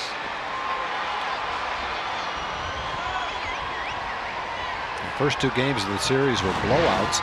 This is a close one, so little things like this matter. Not much Isaiah could do on that one. He had to reach 3 feet to his right to try to stop that ball. Now Corey has to bear down with the tying run out at second base.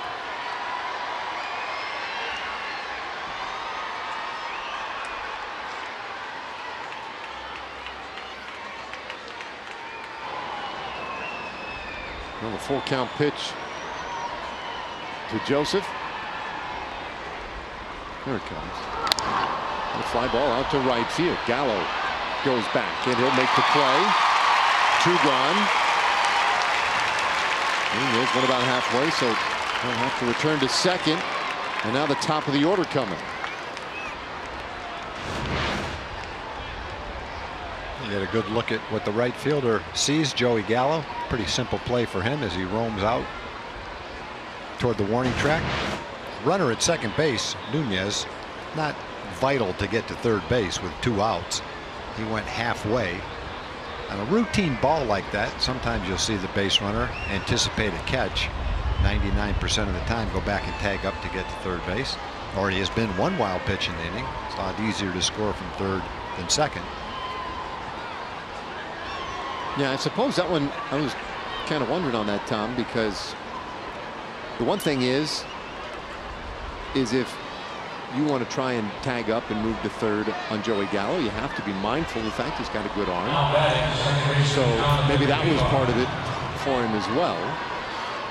Yeah, I think he just made up his mind he was going to go halfway, because even with Joey's arm, as he's drifting back for that ball where he caught it, he was going to have a hard time making a strong throw to second base, let alone third base. So is that pretty much a coin flip for the base runner? It's like, I think what the base runner does is he says halfway. Then as he watches the ball and sees the outfielder, you sprint back and tag up and go to third just to take that extra base, because it's going to be a routine play. It's not like he had to run into the wall and make a tough play. Well, chopper to shortstop. Andrews corrals it, throws out VR, and the inning is done. And so the Orioles leave the tying man in scoring position. And now we go to the bottom of the 8th inning with the Rangers up by 1. It'll be Odor, Andrews, and Beltre coming up.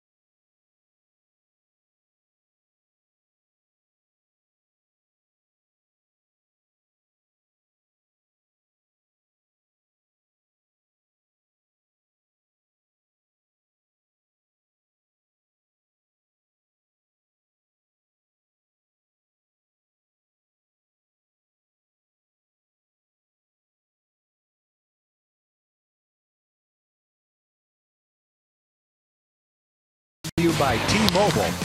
A hard smash earlier in the game. Adam Jones, almost a great play by Ruge. Tried to backhand that 100-mile-an-hour smash. Had some topspin on him. Next pitch, a beautiful play to his left.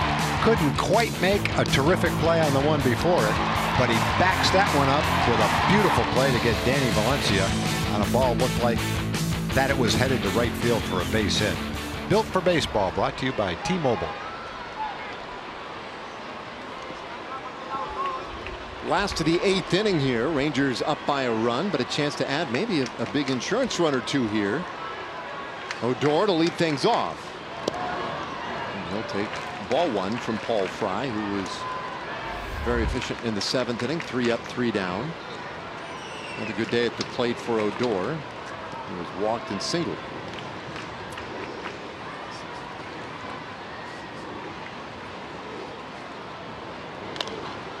And this one lifted foul out of play.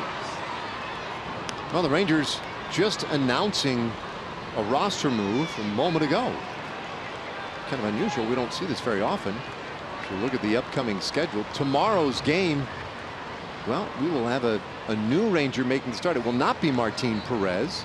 Drew Hutchinson was just signed to a major league contract. This ball hit well. High in the air. Deep to right. It is out of here. Of course, Odor is in a home run. He does it every day. His 13th. And he picks up a huge insurance run for the Rangers. 3-1 in the 8th. As we just got done saying, he is built for baseball. He showed his defense. Now how about a little offense?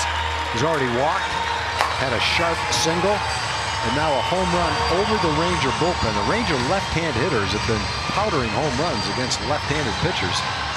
Another one by Ruge. The grand slam he hit last night was against a lefty. Joey Gallo's had 10 home runs against left-handed pitchers this year. Pretty remarkable. We'll take another look when we come back. Michael Gibbons coming in out of the bullpen for Baltimore.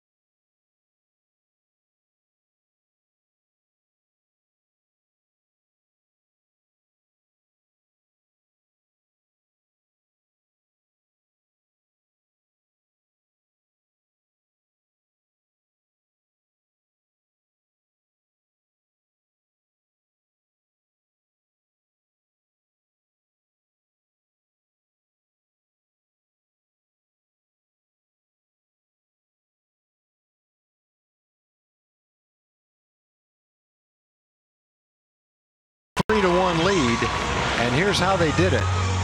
Paul Fry, a fastball right down the middle of the plate. Rougned Odor, a line shot over the Ranger bullpen in left center field. 104 miles an hour, 445 feet, and yeah, did he catch it? No, he thought he caught it. But it went 445 feet. Rougned Odor just playing great baseball. 13th home run of the year.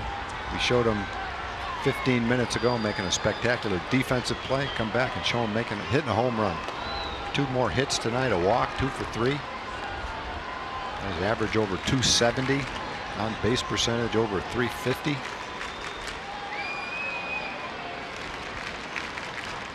Third time in his career that he's homered in 3 straight. Now a fly ball out to center field.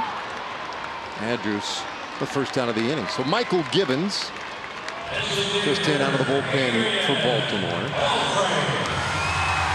And a little reminder that MLB At Bat is your #1 Rangers app. Customize your experience and take advantage of great features like MLB.TV Game of the Day, in-game highlights, stats, news, and more. Download MLB At Bat today. Adrian Beltre now with 1 out, nobody on here in the 8th inning.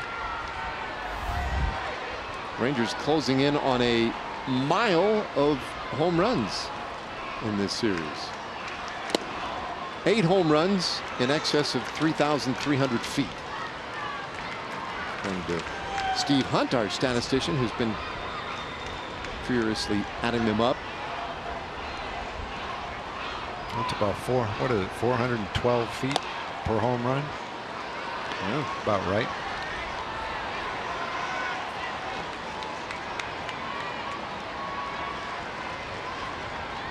Beltre has scored a run tonight. He reached on an error a little earlier.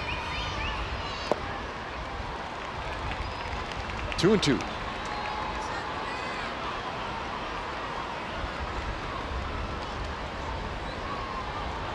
Gibbons.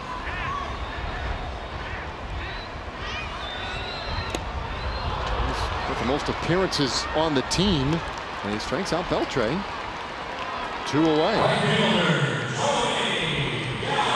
Brings up Joey Gallo. He homered a little earlier. And has homered in every game in this series. Michael Gibbons, though, most appearances, strikeouts, holds. He's been a very busy reliever. And he gets a swing and a miss by Joey Gallo.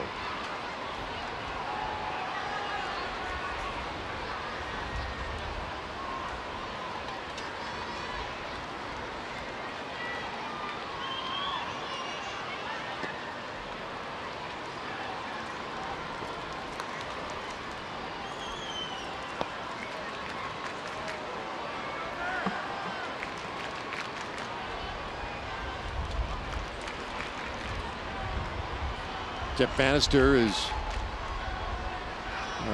refused to name a closer after the trade of Keone Kela, and he said that he will go basically with matchups and workload, and he doesn't want to put anybody in that position or load that pressure on them. But Jose Leclerc would figure to get a lot of the opportunities. He's loosening up. 2 balls, 2 strikes on Joey Gallo. We'll just have to see how that plays out over time. Gibbons, and that is strike 3 called, so the inning is done. Rangers add a run. Jose Leclerc will come on to try and save this one tonight. But he got some insurance runs. Rougned Odor with another home run. It's 3-1.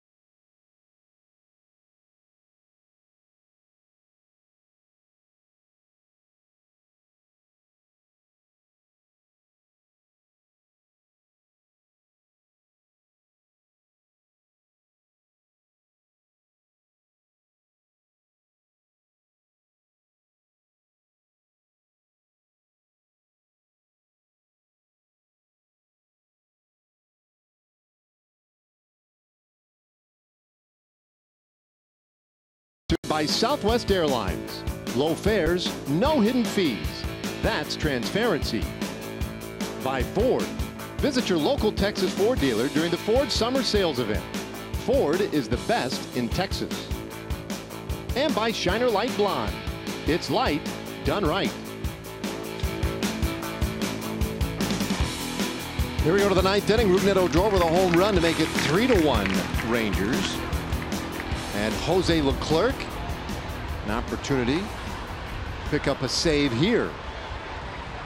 42nd appearance for the right-hander. He'll get the 2, 3, and 4 hitters in this ninth inning. And Tim Beckham way out in front. A little more comfortable opportunity for Jose after Rugi's home run. Gave him a 2-run lead instead of a 1-run lead. Some margin for error anyway.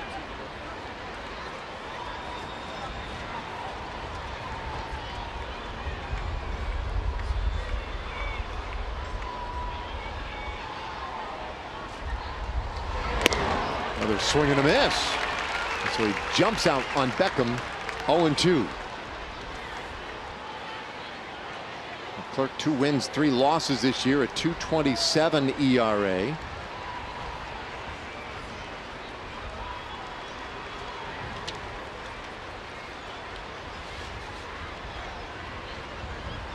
One of the keys, of course, getting that first guy you face, and he has managed to retire that first hitter 31 of the 41 times they have met. And the 0-2 pitch just off the plate.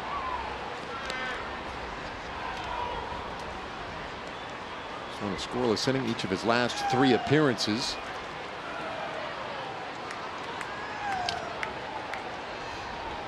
In fact, he's allowed a run in just 3 of his last 26 games. So he's been pretty steady. Here's the 1-2. And that's strike 3 called. 97 with a heater there, and Beckham had no chance. Yeah, that's his best fastball. You could tell he reared back and said, I'm just throwing this as hard as I can, and turned out it had a little movement, caught the inside corner. And Beckham has been a hot hitter. 6 hits in this series, but he wasn't ready for that 2-seam fastball. Caught the inside corner. See you later. Might have been ready for it, but he just didn't like the location of it. Got in there quickly too at 97.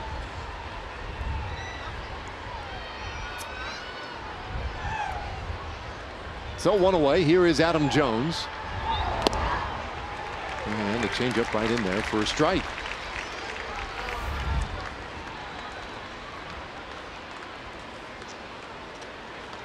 Rangers trying to make it 3 straight in this series. Jones pops this one up. Playable, perhaps near the plate. Kind of for left. It didn't have a lot of time. And a great reaction and made the play. 2 gone. He was a little bit distracted by Jones, who was running to first base. Kind of navigate himself around Adam, and then take 1 step and make the play.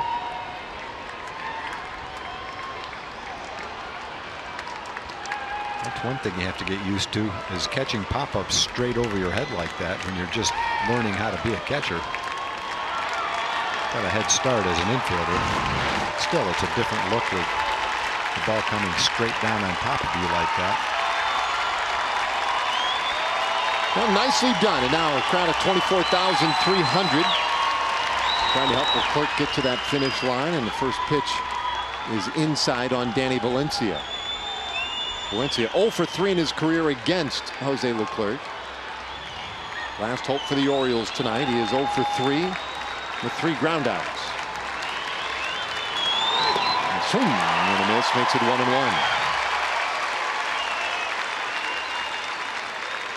Minor went 7 innings, allowed a run on 4 hits. Corey Guerin, a scoreless 8th inning, and now Leclerc.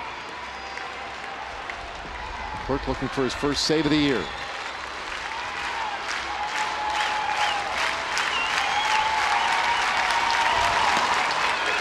High strike called, 1-2.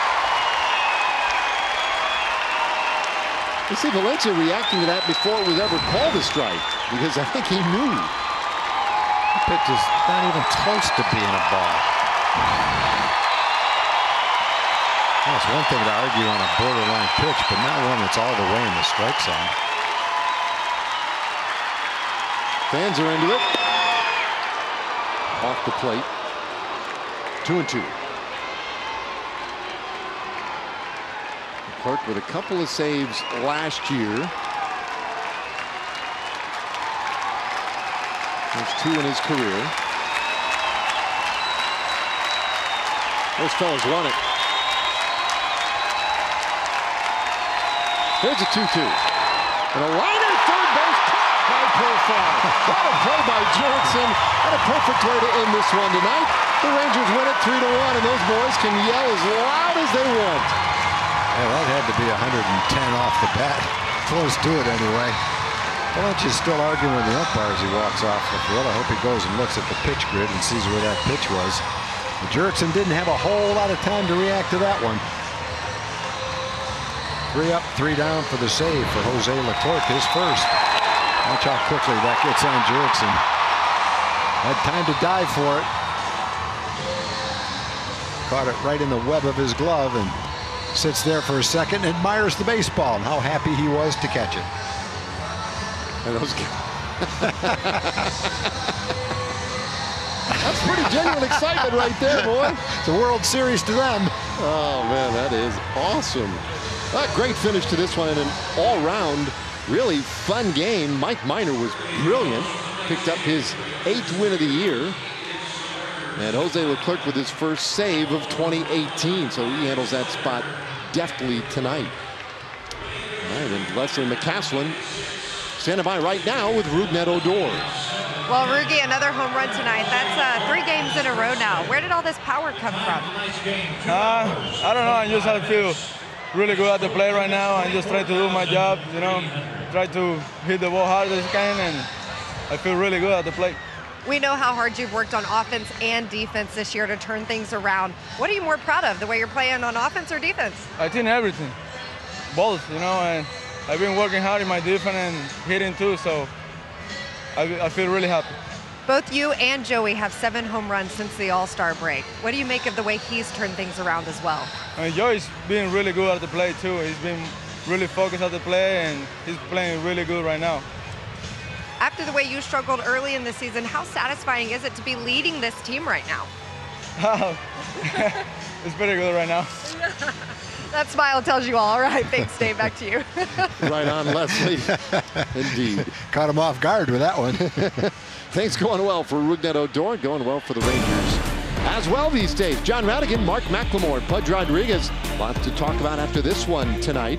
For Tom Grieve, Leslie McCaslin, and our entire bunch, I'm Dave Raymond. Inviting you to stay with us. A lot more to come right after this.